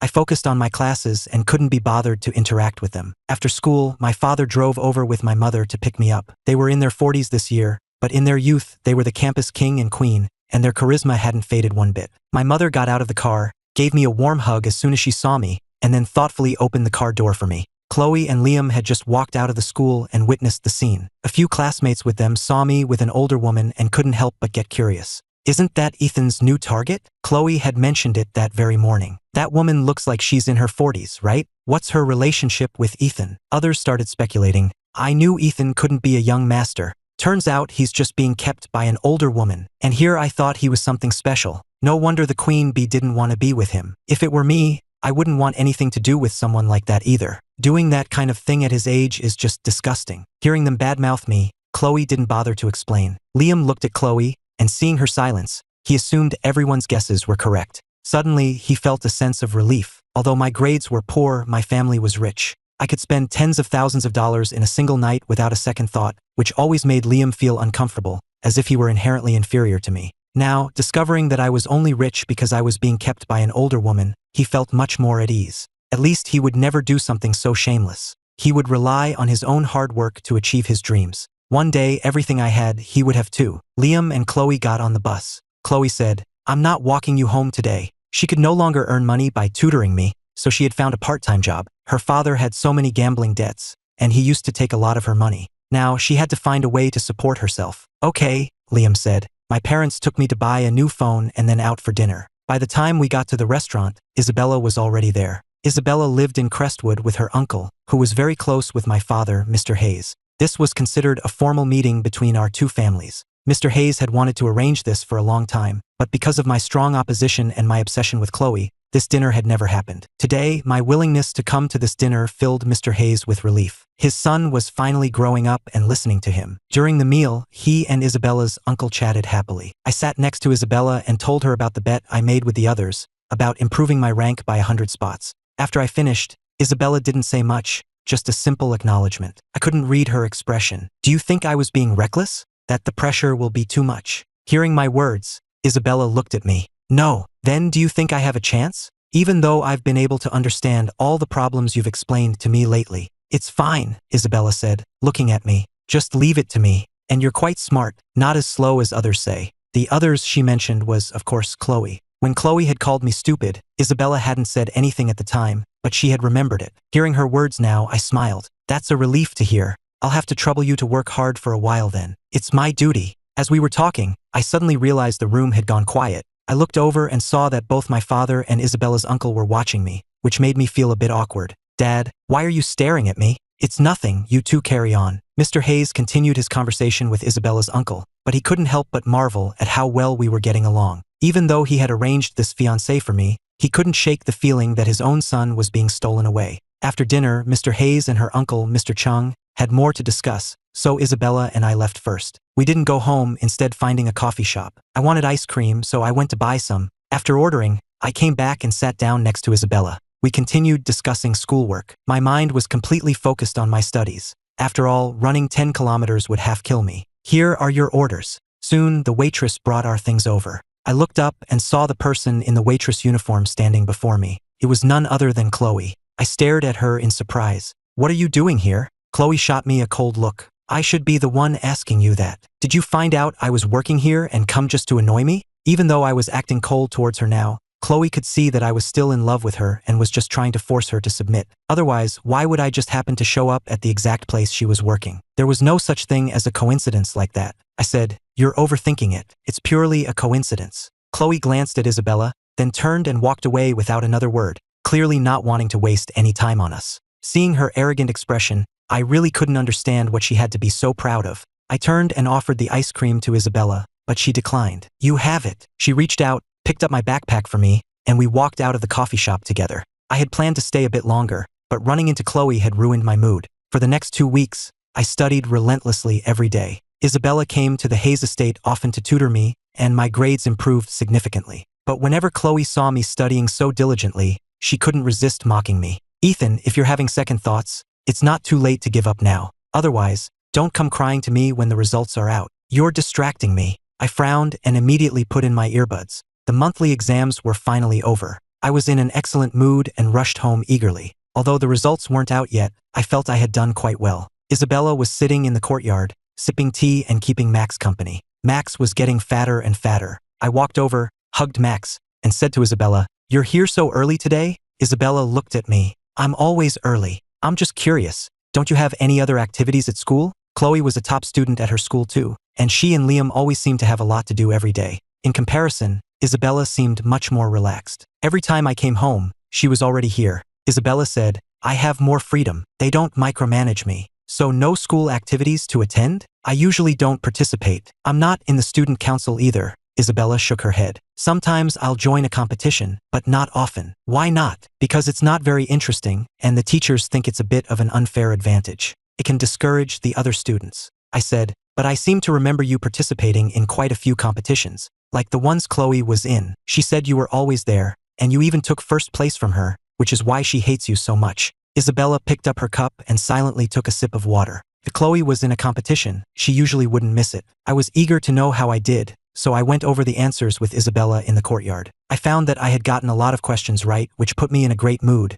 When the results were released, our homeroom teacher came into the classroom and, as usual, praised Chloe and Liam. They had taken first and second place again. After the praise, the teacher added, "But this time, I want to mention someone else, and that person is Ethan Hayes." Hearing this, I immediately perked up. Chloe shot me a look, her eyes filled with scorn. The teacher continued, "Ethan did very well on this exam. He used to be at the bottom of the class, but this time he has shown great improvement. His score this time has placed him in the top 200 of his grade. If he keeps up the hard work, he'll definitely do well on the final SATs." Top 200? Hearing this, everyone's eyes went wide. Even Chloe was stunned for a moment. She had expected me to improve by 100 spots at most, but now I was in the top 200? I hadn't expected such a huge improvement myself. It was something I hadn't even dared to imagine. Perhaps because I had suffered so much in my past life, I no longer cared for idle pleasures and was therefore extremely focused in class. I listened attentively every day, then reviewed everything with Isabella at home. She was an excellent teacher. Difficult problems became much simpler after she explained them. It just proved that hard work always pays off. "Teacher, are you sure you didn't make a mistake? Ethan's grades were so bad before. How could he?" "Of course I didn't make a mistake." The teacher looked at me, her face full of relief and pride. She had always been troubled by having a student who dragged down the class average, so she was thrilled to see me improve so much. After getting the teacher's confirmation, I was ecstatic. I noticed Chloe watching me quietly from the side. I said, "So, didn't you say I was stupid? Don't forget about the 10 kilometers. Chloe pressed her lips together, completely baffled. How could someone so dumb improve so much? Was Isabella really that good of a teacher? After school, Chloe was forced to run the 10 kilometers. I didn't go home either. I stayed specifically to watch the show. I sat quietly on the sidelines, watching her struggle, and a strange sense of satisfaction washed over me. It was exhilarating. Liam watched me from the side, angry at how heartless I had become. Ryan looked at me and whispered to Liam, "It's just the top 200? What's the big deal? He's acting like he got first place. The Queen Bee got first and she's not as smug as him. And you, Liam, you got second." Liam's gaze fell on Chloe, and he said calmly, "A bet's a bet. Chloe isn't a sore loser." "Exactly," Ryan said. "So what if his grades are better? He still has to go home and serve that old woman. The thought of him sleeping in the same bed as her just makes me sick." Liam said, "Don't gossip about other people." "Liam, you're just too nice," Ryan said, patting Liam's shoulder. By the time Chloe finished her 10 kilometers, it was almost dark. She walked back, drenched in sweat, and looked at me. Satisfied? I nodded. "Good work. Feel free to make another bet with me anytime." Then I stood up and left the school grounds, filled with joy. Chloe watched my retreating figure. As I walked away, I was in such a good mood that I even did a little skip in my step. In her memory, I had always been her devoted follower, but now I couldn't even be bothered to look at her. Thinking about me and Isabella, she wondered, was he really going to be with Isabella from now on? Both our families were well off, we were a perfect match. If he really did get together with Isabella, when that thought crossed her mind, Chloe felt a pang of unease, a feeling like something that belonged to her was being stolen. "Chloe," Liam said, seeing her staring in my direction. "Are you exhausted? Have some water." He handed her a bottle of water. Chloe took it. "Thanks." In front of Liam, she always maintained a polite demeanor. Liam said, "You worked hard, but it is strange. Ethan's grades were always so bad. How did he suddenly improve so much? Do you think he cheated?" Ryan, standing nearby, added, "I bet he cheated just to make the Queen Bee lose. Otherwise, how could his grades be so terrible when the Queen Bee was tutoring him every day, and now suddenly improve so drastically?" "You're just talking," Liam said, glancing at Ryan. You can't just make accusations without proof. If he comes after you, you'll be in deep trouble. Ryan declared, I'm telling the teacher tomorrow. I took the car home, eager to share the news with Isabella. After all, a large part of the credit for making Chloe admit defeat belonged to her. But Mrs. Gable told me, Miss Isabella didn't come today. I felt a little disappointed. I went to change my clothes and then headed to the dining room to eat. My dad was out of town recently, so I was home alone. I called Isabella's number. Isabella was at home, swimming. A maid quietly informed her, Miss, you have a call. The person in the pool seemed not to hear. The maid added, It's from Ethan Hayes. Isabella emerged from the water and gracefully walked to the edge of the pool. The maid quickly approached with a towel and gently wrapped it around her. Isabella answered the phone, the stern look on her face instantly softening into a gentle expression. She said softly, Hello. I asked, Are you busy? I'm not interrupting, am I? I was just swimming. I heard you didn't come over today, so I thought I'd call and tell you something. I said with a smile. My grades improved a lot this time. I actually made it into the top 200. And you know what? Chloe had to run 10 kilometers today. Seeing her get put in her place was so satisfying. Isabella walked over to a nearby lounge chair and patiently listened to me share my excitement. After a moment, I asked curiously, Are you listening? Isabella replied, I'm listening. Congratulations. I didn't bother you with this call, did I? No, it's fine. I have some free time right now. You've been coming over to tutor me every day lately. You must be exhausted. Why don't you take a couple of days off? I'll study on my own. If I need anything, I'll message you on Instagram. Okay, Isabella, I said, not in a hurry to hang up. You sound a little down. Did something happen? Do you need my help? My question made her pause. Isabella, we're comrades in arms now, right? You've helped me so much. I have to help you too. Without her tutoring, I never would have achieved such good results. I couldn't just take her help for granted, especially since she didn't need the money. Hearing my words, and especially my description of our relationship as comrades in arms, Isabella couldn't help but smile faintly. Okay. The next day at school, our homeroom teacher walked in with a grim expression. She stood at the front of the class, radiating anger and an intense pressure. Her eyes locked onto me. Ethan Hayes, stand up. I stood up, staring at the teacher in confusion. The teacher said, Someone has reported you for cheating on the monthly exam. Do you have anything to say for yourself? Hearing the word cheating, I looked around and saw that everyone's eyes were on me,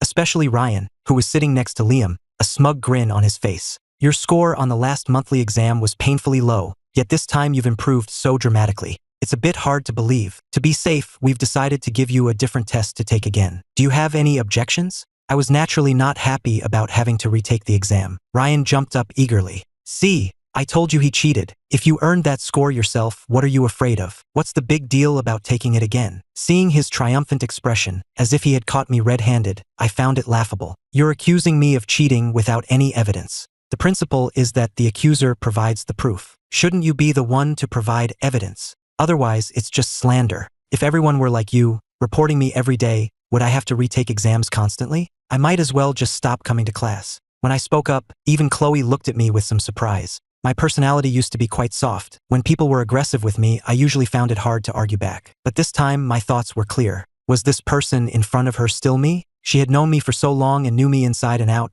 but now she felt like I had changed so much. Seeing me counter with a solid argument, the homeroom teacher said, It's not surprising that people are questioning you. Having you retake the test is a way to prove your innocence. You don't want everyone to keep doubting you behind your back, do you? Seeing the teacher insist, as if she also didn't believe I had earned my score honestly, I smiled. Teacher, of course I can retake the test. It's just that being questioned like this for no reason is absurd. We're classmates, after all. I don't know what Ryan's motive is for questioning me like this. If I do even better next time, won't he just have something else to say? So, since he chose to make a baseless accusation, he should face some consequences, right? If it's proven that I didn't cheat, how about he gets expelled? Expelled. Hearing the word expelled, the teacher hesitated, wondering if that was too harsh. Ryan's grades were better than mine, so the teacher naturally favored him a little. I said, He's spreading rumors that I cheated behind my back. Once that kind of news gets out, it has a huge impact on me. What if I can't handle the pressure and decide to do something drastic? Wouldn't that be even worse?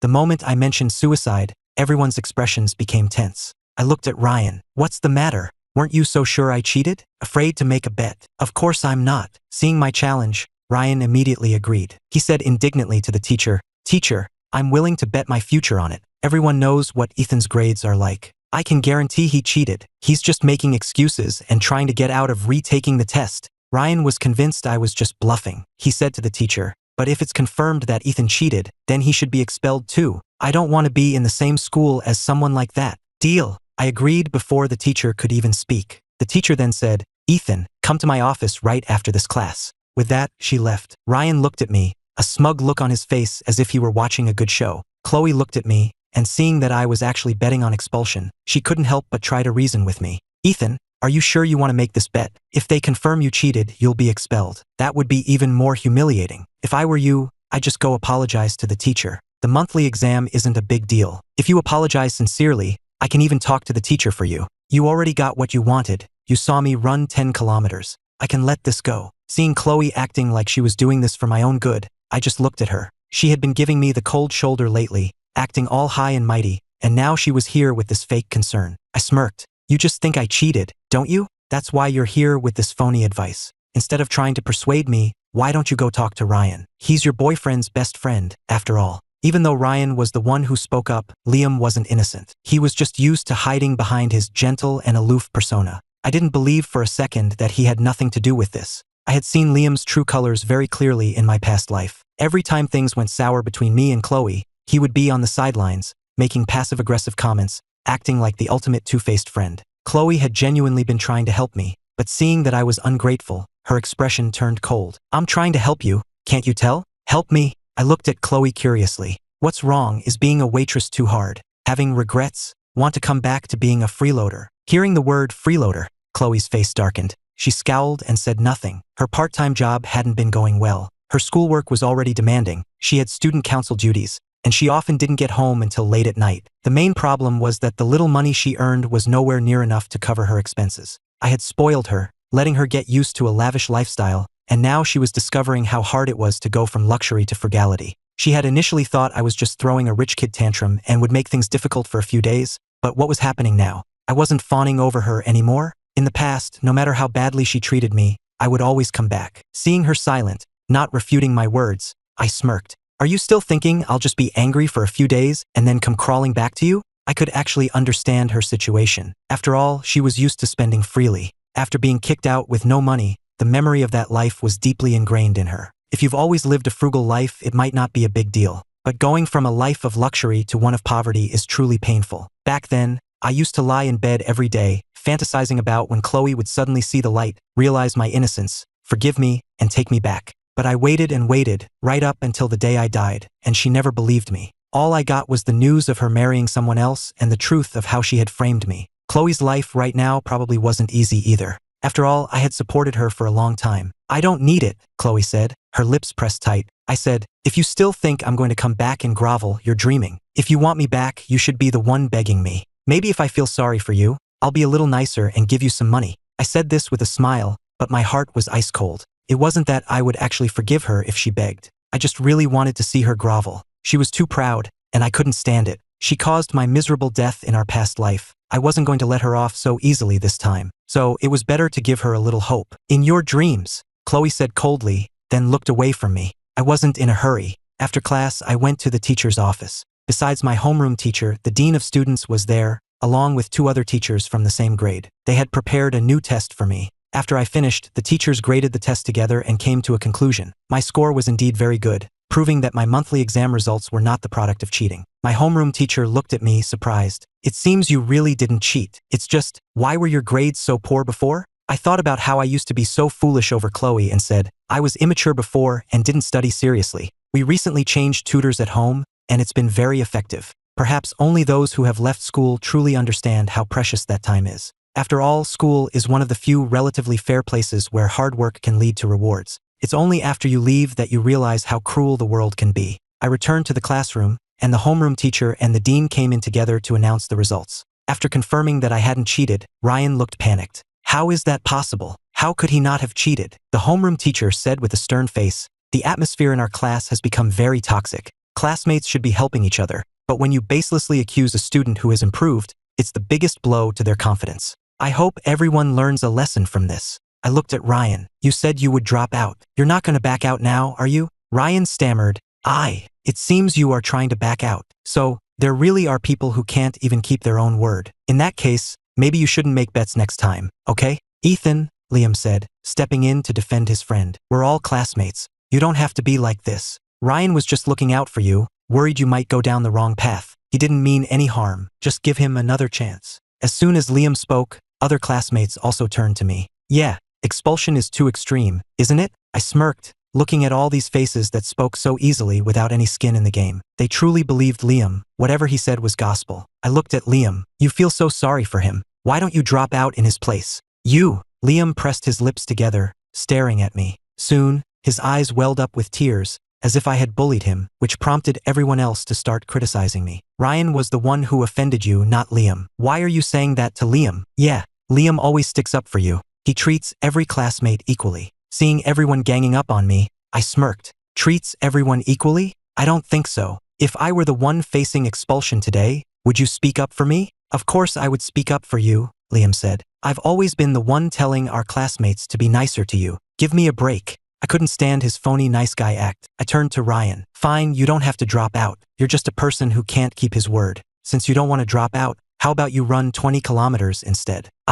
Ryan stared at me, realizing how vicious I was. 20 kilometers? That would kill him. He was already bad at sports. If you can't do it, then just quietly drop out. I scoffed and sat down. Whether Ryan dropped out or not didn't really affect me, but if I didn't punish him, everyone would think they could walk all over me. He had to pay a price. Ryan declared, fine, I'll run. Not just run, I said. While you're running, I want you to apologize out loud. Say that you wrongly accused me, that I didn't cheat, so everyone knows what you did. Isn't that a bit too much? You're making him lose face in front of the whole school. Compared to you, I think I'm being quite merciful. After class, Ryan went to run his 20 kilometers in exchange for not being expelled. He had no choice but to run. I wasn't idle either. I sat on the nearby steps, watching him run, not planning to let him off for a single lap. His stamina was nothing compared to Chloe's. He ran slowly, and having to shout on top of that, he was soon exhausted to the point of near collapse. Liam walked over and said to me, Ethan, Ryan knows he was wrong. Let him off this time. He doesn't have Chloe's stamina.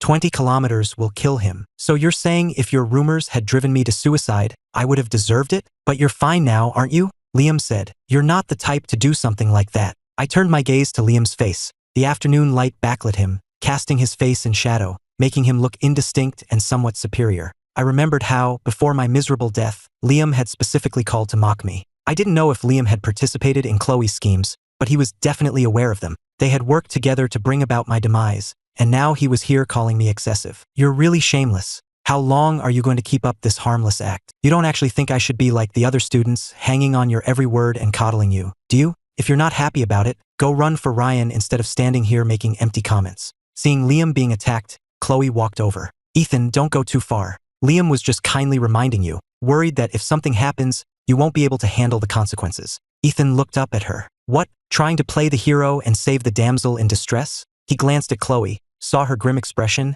and, forgetting about her family issues for a moment, said to Ethan, Ethan, you hate me and target my friends like this? Is it because of Chloe? Do you think I stole her from you? Then I'll give her back to you. Liam, Chloe exclaimed. Don't say things like that. I don't even like him. Chloe immediately professed her loyalty to Liam. The two of them looked like a deeply devoted couple, with Ethan cast as the malicious third party. I laughed. Fine, Chloe, you can keep him. I don't take back trash. Before Chloe could speak, Ethan continued. As for you saying I'm bullying Ryan, the whole school knows he was the one bullying me. I'm already being magnanimous. If he doesn't want to run, he can just drop out. I'm not stopping him. He used to want to be a good person, to build a good reputation and not bully others. But in the end, he was the one who got bullied. Reborn, all he wanted was to live for himself, and he didn't care what others thought of him. Seeing that he was a lost cause, Chloe said to Liam, Liam, he doesn't need our concern. If something really happens to Ryan in a bit, he'll regret it. Let's go. With that, she pulled Liam away from Ethan. Ryan's stamina was poor. He collapsed after running just 10 kilometers.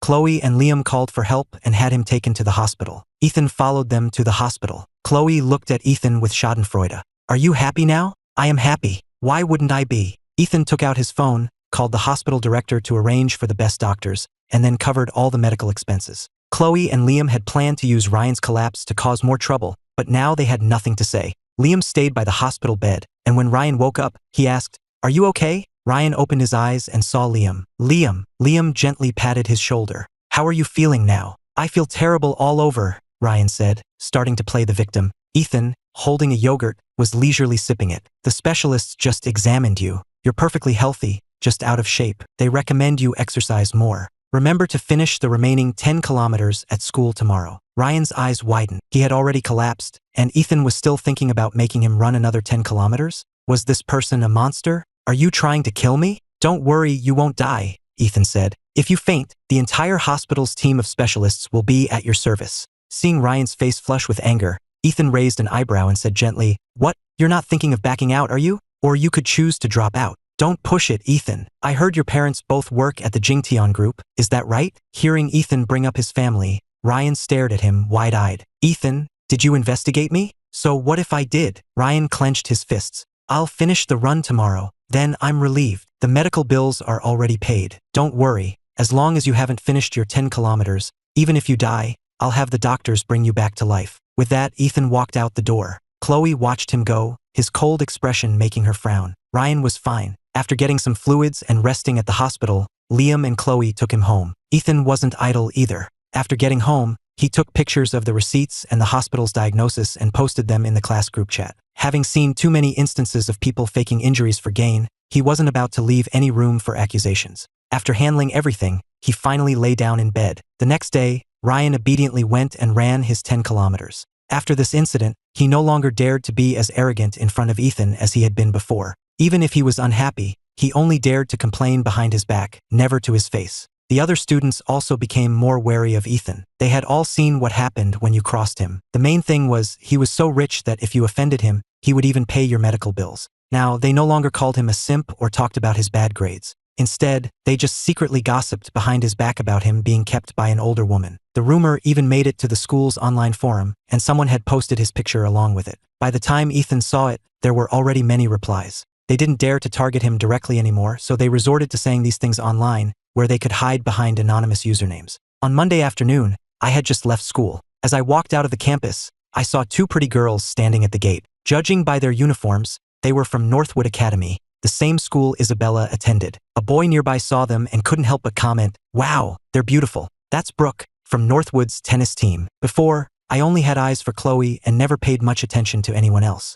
I think I had heard the name Brooke before, but I had no memory of what she looked like. Looking at her now, I saw she had a nice figure, but in terms of beauty, she was a far cry from Isabella. I don't know how I could have been so blind in my past life to reject Isabella. Looking at Isabella now, I realized she was stunningly beautiful, a cut above everyone else. The driver was already waiting at the gate. I was about to get in the car when Brooke blocked my path. "You're Ethan Hayes, right?" Brooke stared at me with a curious gaze. I asked coldly, "Who are you? I don't think we know each other." Brooke's lips curved into a slight smile. "So you're the high school boy being kept by an old woman? The forums have been buzzing about you lately. The news has even reached our school." Of course, people were also saying I wasn't someone to be trifled with. The story of how I dealt with Ryan had also been spread around with great embellishment. Being teased to my face like this was actually kind of interesting. I wasn't angry. I asked her quietly, "Brooke, right?" Brooke stared at me in shock. "You actually know who I am? I heard you used to support Chloe. Is that true? You don't have a crush on me, do you?"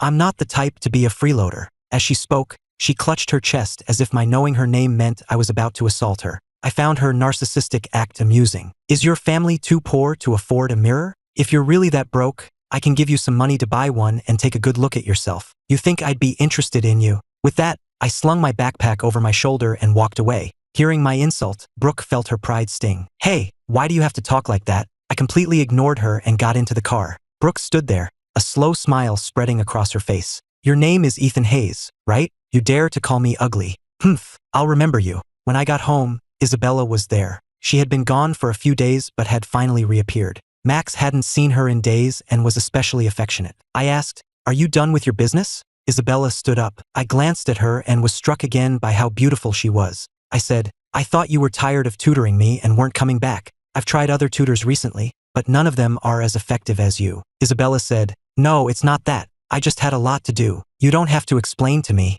I'm already very happy that you're able to come and help me. If you have other things to do, feel free to take care of them." In my past life, I treated her so poorly, yet she still thought of me at the end, even having her people take care of my body. Compared to what I did to her, her being busy for a few days was nothing. Hearing me say this, Isabella gave a slight nod. I said eagerly, "Let's get to our lesson." So Isabella and I went into the study. I hadn't seen her in a few days and had a pile of questions to ask. While I did my homework, Isabella watched me from the side. She had, of course, seen the rumors online. She had been a little worried, wondering if I would be upset, but seeing that I was doing fine, she didn't bring up her concerns. Isabella's phone buzzed with a text. She glanced at it. It was a message from Brooke. Isabella, you're definitely coming to the tennis match on Thursday, right? Even though Isabella had already agreed, Brooke was always worried she might back out, as Isabella tended to do whatever she felt like. Isabella replied with a single word, yes. After the lesson, Isabella said, I'm coming to your school this week. I looked at her, surprised. Isabella explained, there's a tennis match, and it's being held at Crestwood High's tennis courts. I said, then I'll come cheer for you. Hearing me say that, Isabella nodded. She remembered how every time she saw me before, I was always trailing after Chloe, my eyes seemingly fixed on her and no one else. Perhaps I had never even noticed her. But now, hearing me say I would go to cheer for her, a subtle smile touched Isabella's lips. The match was on Thursday afternoon. Before it even started, the school was already buzzing with excitement. Northwood Academy's girls' tennis team has always been top-notch. Everyone's whispering about it. Brooke came to our school the other day. She's gorgeous. No way. She's nothing compared to our queen bee, Chloe. Chloe was truly the whole package. Great grades, a skilled tennis player, and beautiful. She had a lot of fans at school. Liam had been in a bad mood for the past couple of days, especially since I mentioned that Chloe's father was a gambling addict. That detail really bothered him. He had seen that kind of addict before. I focused on my book, ignoring them. In the past, if Chloe had a match, I would have been the first one to organize a cheering squad for her. Thinking back on it now, that behavior seems utterly ridiculous. Because of the rumors about me and the older woman, everyone was busy cheering for Chloe and didn't include me. However, some people were discussing, I heard Isabella Thorne is also from Northwood. I wonder if she'll come. Isabella was the only person who consistently outranked Chloe in every exam. Her name had left a deep impression on everyone. Probably not. I hear she rarely participates in competitions. It's incredibly rare to even catch a glimpse of her. Seeing them talking about Isabella, Chloe's face darkened, and she looked quite uncomfortable. Her gaze slowly shifted to me. Seeing me engrossed in a book, she felt a surge of irritation. Was he really not going to come and cheer for her? She said to me, is there really any point in you studying so hard every day? Seeing her suddenly take an interest in my affairs, I smirked. Of course there is. I'm not like you with naturally good grades. I have to put in more time. What? Can't stand to see me improve. Chloe denied it. Why would I not want to see you improve? I said calmly, I'm so rich and handsome. If my grades were also better than yours and Liam's, how would you two even live with yourselves? Hearing this, Chloe let out a small laugh. Ethan, you have indeed improved, but you only barely scraped into the top 200. The competition gets fiercer the higher you go. You'll probably drop back down next time. You think I'm afraid of you surpassing me? It was a miracle he even made it into the top 200. Surpass her? Chloe didn't think it was possible at all. Isabella could surpass her because she was exceptionally gifted. Chloe couldn't even comprehend how her brain worked. But no matter how hard Ethan tried, he could never overcome her years of accumulated knowledge. I said calmly, who knows? No one can predict the future. Chloe said, I can't be bothered to talk to you. I have to go prepare for the match. As she spoke, she stood up and left the classroom. Liam, who had been sitting near me, hadn't missed the exchange between Chloe and me. His fingers tightened unconsciously. I was supposedly being kept by an older woman, yet I was still trying to hit on Chloe. Didn't I feel disgusted with myself? Nevertheless, he magnanimously walked over and asked me, Ethan, we're going to cheer for Chloe in a bit. Want to come with us? Ever since I stopped contacting Chloe, she had also stopped giving him gifts. Liam now felt it was better to pull me back into their circle rather than cutting ties completely. If I continued to like Chloe, I would spend money on her, and neither she nor Liam would have to live so frugally. Now, Chloe was busy with her part-time job every day, and the money she earned was barely enough to support herself, let alone allow her to treat him like before. Life was a world away from when I was supporting her. Anyway, Chloe would never fall for someone who slept with an old woman, so even if I continued to like her, he had nothing to worry about. When I heard Liam's suggestion, I immediately refused. I'm not going. Liam looked at me. Why not? Chloe is actually still very good to you. She often says nice things about you. Regardless, we were all friends before. There's no need to make things so tense. I glanced up at Liam, remembering my past life when, in order to marry Chloe, I had handed over my family's company to her. Back then, Liam was always in the middle saying good things about Chloe. He was so magnanimous, never worrying that I would steal Chloe from him. I used to think he was a good guy, but later I realized it wasn't that he didn't care. He knew very well that Chloe liked him and would never like me. Chloe being with me, however, brought him many benefits. Hearing Liam defend Chloe now, I wasn't buying it. I have standards for the friends I make. Liam paused for a moment. Seeing me disrespect Liam, the others spoke up for him. All right, Liam, what's the point of talking to him? If he doesn't want to go, then let's just forget it. With that, they left to go cheer for Chloe. I finished up what I was doing and then headed to the gymnasium. Chloe had already changed into her sportswear and was standing in front of Liam. Liam watched the slight curve of her lips. She had the face of a sweet girl, but once out of her school uniform, her slender, well-defined figure was revealed. She loved sports, and seeing her like this made Liam's cheeks flush slightly. The moment I arrived, Chloe's gaze fell on me. "Didn't you say you weren't coming?" Liam followed her line of sight and saw me too. "Ethan," I looked at the lovey-dovey pair, ignored them, and walked straight to the stands. I wanted to find a good seat. After searching for a bit, I finally found a spot in the front row, deliberately a little far from Liam and his group. I had just sat down. I didn't see Isabella, but I did see Brooke, whom I had met a couple of days ago. Brooke walked up to me. "Ethan, don't you think you owe me an apology for what you said last time?" I couldn't help but let out a cold laugh. "Are you sure you weren't the one who started it? If she hadn't brought up the rumor about me being kept by an older woman, I wouldn't have insulted her." Brooke looked at me, feigning confusion. "How did I provoke you?" I said. "You called me a kept man. Was that polite? Who else should I have insulted?" Brooke replied, "That's what everyone is saying." I shot back, "So if everyone says you're a lesbian, does that make it true?" Brooke asked warily, "Who said that?" Seeing that she actually believed me, I couldn't help but laugh. Brooke looked at me with a curious glint in her eye, persisting, "Last time, you asked for my name. Were you thinking of making me your sugar baby?" I was truly speechless. "It seems you didn't bother to look in a mirror when you got home." Brooke then asked, "Who do you think is prettier, me or Chloe?" Although Chloe was the queen bee of Crestwood High, Brooke considered herself to be on the same level. I smiled. "What, you want to compete with her?" Afraid of what I might say, Brooke quickly changed the subject. "What I mean is, do I have a chance? Since you used to like her so much, why not like me instead? How about it?" As she spoke, she deliberately flipped her hair and winked at me. A boy next to me couldn't help but exclaim, "So beautiful!" I had never seen such a cheesy pickup attempt. I couldn't be bothered to respond. Just then, a shriek erupted in the gymnasium. I looked towards the entrance and saw Isabella walk in. Everyone had been focused on Brooke, but the moment they saw Isabella, all eyes immediately shifted to her. No one had expected Isabella to actually come. Seeing Isabella, Brooke stopped talking to me and hurried over. "Isabella!" When I saw Isabella, I couldn't help but smile and wave at her. Isabella saw me, her expression remaining calm. Brooke stood quietly beside Isabella and followed her gaze. Seeing me waving enthusiastically at Isabella, she gave a slight, wry smile. So that's why he wasn't interested in me. He had his eyes on Isabella. Too bad Isabella had never shown any interest in guys and never paid them any mind. He was probably in for a disappointment. Isabella and Brooke went to warm up, but everyone's eyes were on her. Chloe didn't miss my expression. Seeing me act like a simp the moment Isabella appeared, she let out a soft, mocking laugh. Liam looked at her and asked, "Is Ethan into Isabella now?" In truth, the moment Isabella appeared, Liam was also captivated by her charm. However, he knew very well that someone like Isabella was completely out of his league. Not only was she outstanding in every way, but he had also heard her family was very wealthy, and that she wasn't interested in guys. Compared to Chloe, he certainly wouldn't waste his time pining for someone he had no chance with. But he was surprised that I was so delusional. A boy kept by an old woman, actually daring to reach for the moon. Isabella's grades were better than mine, her family background was better, and she was richer than me. He could understand if I wanted to pursue Chloe, but the fact that I was going after Isabella was something Liam truly couldn't comprehend. Chloe didn't respond. "I'm going to warm up." She had thought I came to see her, but it turned out I was here to cheer for Isabella. Chloe felt incredibly annoyed. She had always thought that the moment I stopped paying attention to her, she would be happier than anyone. I had clung to her like glue, impossible to shake off. But now that I no longer depended on her, she was the one who felt irritated. It had always been this way.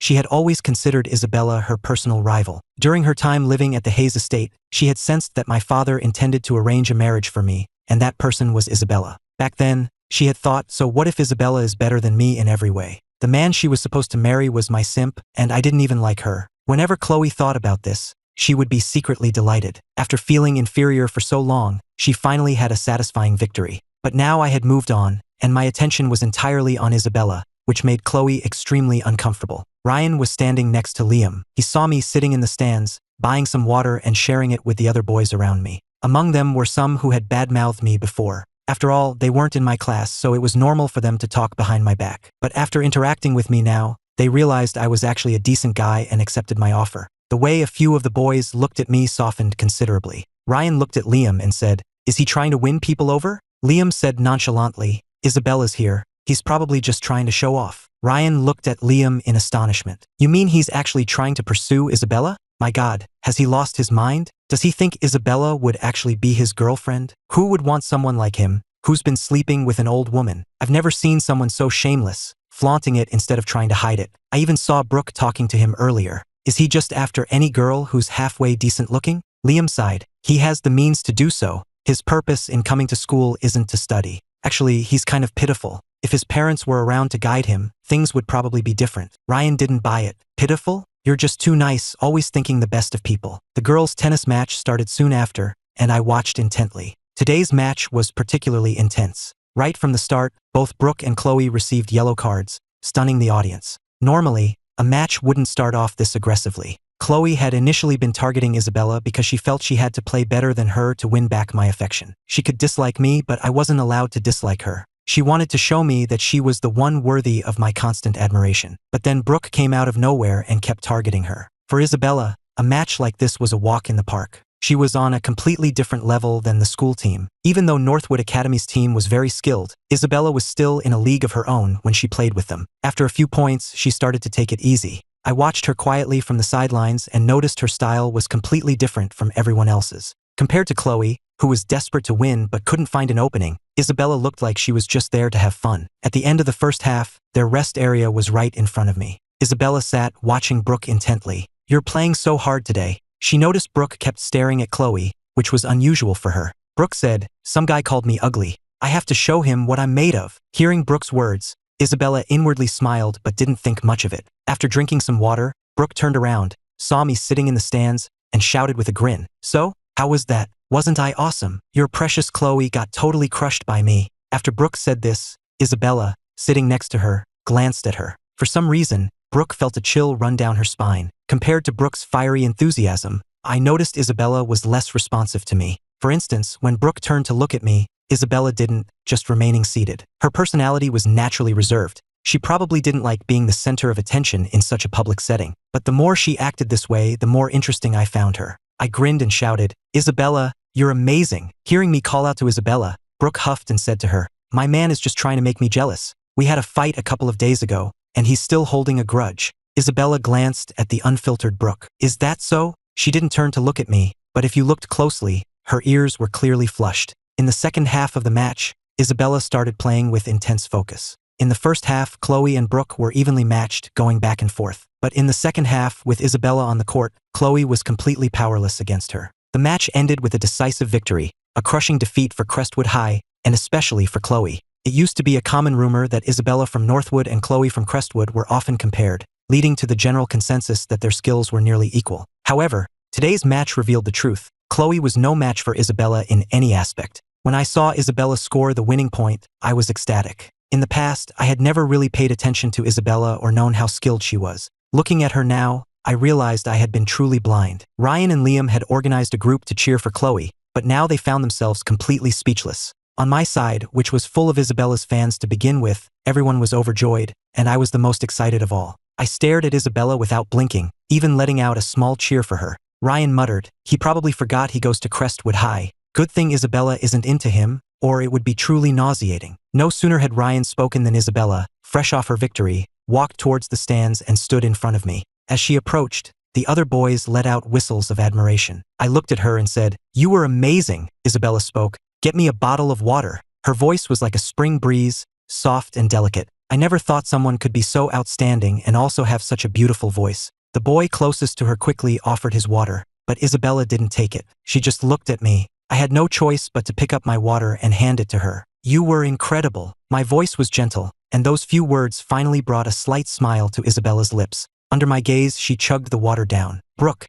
who had been trying to show off earlier, stared wide-eyed at this scene. What was happening? She had been trying so hard to impress him all day, and now Isabella had swooped in and stolen the show. The main point was, Isabella had never been interested in guys. Even at matches, she would bring her own water and never have any contact with boys. She disliked people getting close and had always maintained an unapproachable aura at school. But now, could it be that Isabella was also into him? The thought left Brooke completely stunned. After finishing the water, Isabella said to me, "I'm going to go change. We'll go home together after school." I nodded. "Okay." Isabella turned and walked back. Brooke's eyes were wide as she watched her. "Isabella, do you know him?" Isabella said calmly, "I'm pursuing him." Right now, everyone was spreading rumors that I was being kept by an old woman, yet Isabella was saying she was pursuing me. and she used the word pursuing. Did Isabella even need to pursue anyone? Normally, wouldn't guys be lining up to be her boyfriend if she just gave a nod? Seeing Brooke staring at her, Isabella asked, "What? You have a problem with that?"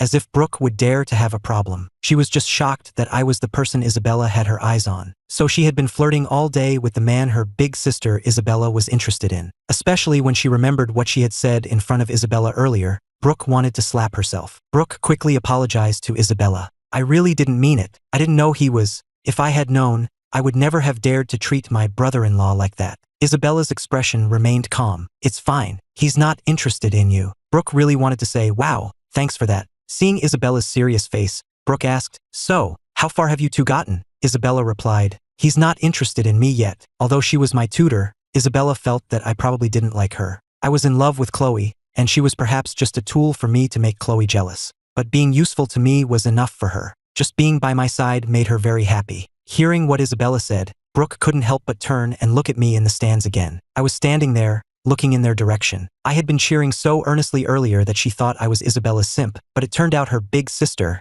was the one simping for someone else. Compared to the calm individuals involved, the others were as excited as if they had overheard some major gossip. The class group chat was already buzzing with heated discussion. Is Isabella into Ethan? Everyone knew that I used to be Chloe's simp. Chloe looked down on me, and I still ran errands for her like a servant. But now Isabella, who outshone Chloe in every way, was involved with me. Just then, Chloe, having changed her clothes, walked out of the gymnasium. She had clearly lost the match, and what's more, the person who beat her had done so in such a devastating fashion. Liam and Ryan followed closely behind her, wanting to comfort her but not knowing what to say. They were just as dejected. A moment ago, they thought someone like Isabella would never be interested in me. But then, in a blink of an eye, Isabella had gone and talked to me. Ryan said, "Is that Isabella blind? How could she possibly be interested in him? Doesn't she know what kind of person Ethan is?" Liam's face was grim. He had originally thought that no matter how hard I tried, Chloe would always be on his side. But today, seeing Isabella get involved with me, he felt like he was about to lose his mind. Why?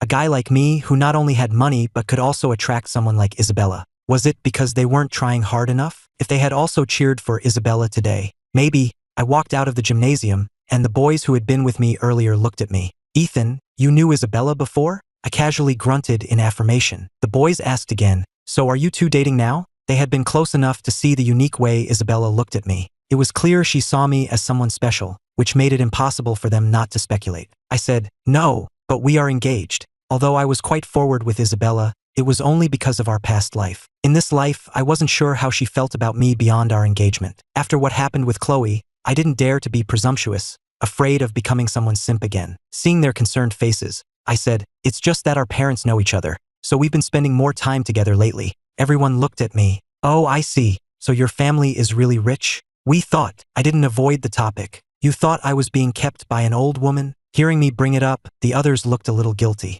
After all, that was the rumor online, and someone had seen an older woman pick me up from school before. I smiled. "Think whatever you want. It doesn't matter to me. It's not true. I just find it laughable. Do I look like I need to be kept by someone?" After waving goodbye to a few boys from other classes, I returned to the classroom. As soon as I appeared, everyone stared at me. I was used to them overreacting like this. I quietly sat down at my desk. A girl in the front row stared at me, her voice dripping with sarcasm. "We lost the match, but you seem pretty happy about it." She was Chloe's teammate. I smirked. "You lost the match, not me. Why shouldn't I be happy?" The girl said, "You think you're so great just because Isabella is interested in you?" I chuckled softly. "What's wrong? Are you angry? Is it because she's not interested in you?" My words shut her up. She fumed silently. A little while later, Chloe returned with Liam and Ryan. Chloe sat down in her seat. I glanced at her and could sense her simmering anger. She was always this angry whenever she lost to Isabella. In the past, I would have shared her animosity, but now I just found it amusing. Chloe's gaze fell on me. Seeing my smirk, her eyes grew even colder. I said in a low voice, "What are you looking at me for? You're not skilled enough, and you're blaming me?" Chloe stared directly at me. She had lost the match, and not only did I offer no comfort, but I was mocking her. She was seething. In the past, whenever she lost to Isabella, I would buy her things and give her gifts to cheer her up, telling her she was much better than Isabella. But now I was the one taunting her. The bell for the end of class rang. I quickly packed my things and stood up. I walked out of the classroom. Seeing me leave, Chloe also stood up, grabbed her things, and followed me out. She moved so quickly that Liam couldn't even keep up. I had just reached the stairwell when Chloe caught up and grabbed my arm. I looked at her, a little surprised. "Chloe, What are you doing? Chloe stared at me, her eyes red. Seeing her like this, I was taken aback. Chloe suppressed her emotions and asked, "Are you really planning to be with Isabella from now on?" Her question surprised me. In the past, she never would have cared about such things. What was wrong with her now? Seeing Chloe looking at me as if I had betrayed her, I tried to pull her hand off my wrist but found her grip was incredibly tight.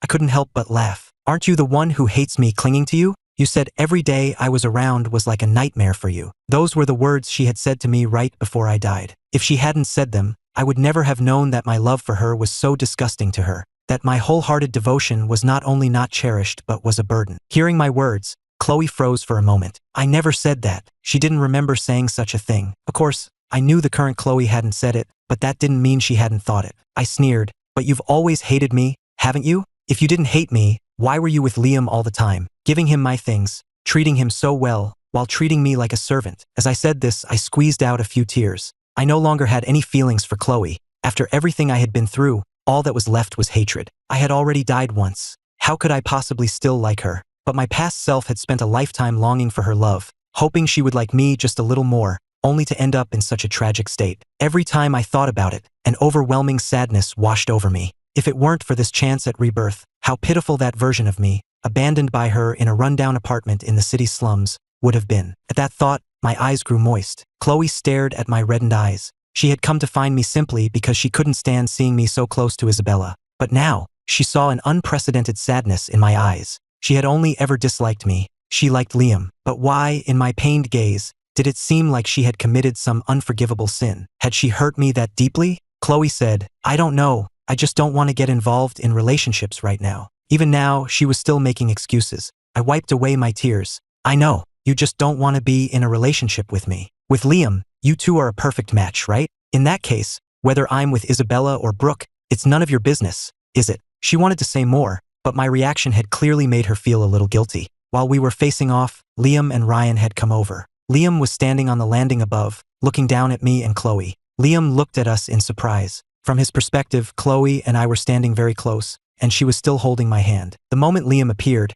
she seemed to remember something and quickly let go. Watching her instinctive reaction, I gave a bitter smile. Right? Seeing me with Isabella might have made her anxious, since her wallet was walking away. But the most important person in her heart would always be Liam. Afraid they wouldn't end up fighting, I lowered my head. "So don't come looking for me in private. I'm worried Liam might get the wrong idea." After saying that, I didn't linger and turned to walk down the stairs. As soon as I reached the bottom of the stairs, I wiped away the tears. I had no reason to cry for a toxic girl like her. I was just messing with her. She had deceived me so cruelly in our past life. I wouldn't let her off easy in this one. In her moments of despair, I had to give her a little hope that I still liked her. Seeing me leave, Liam slowly walked down the stairs and asked Chloe, "What just happened between you two?" "I think I saw him crying." Chloe said, "I'm going home." She was in no mood to talk and didn't know how to explain it to Liam. My reaction just now proved that I still liked her, and it was because she was so cold to me that I had turned to Isabella. Maybe she shouldn't have let me know she was with Liam. I had just walked out of the school when I saw Isabella waiting for me at the gate.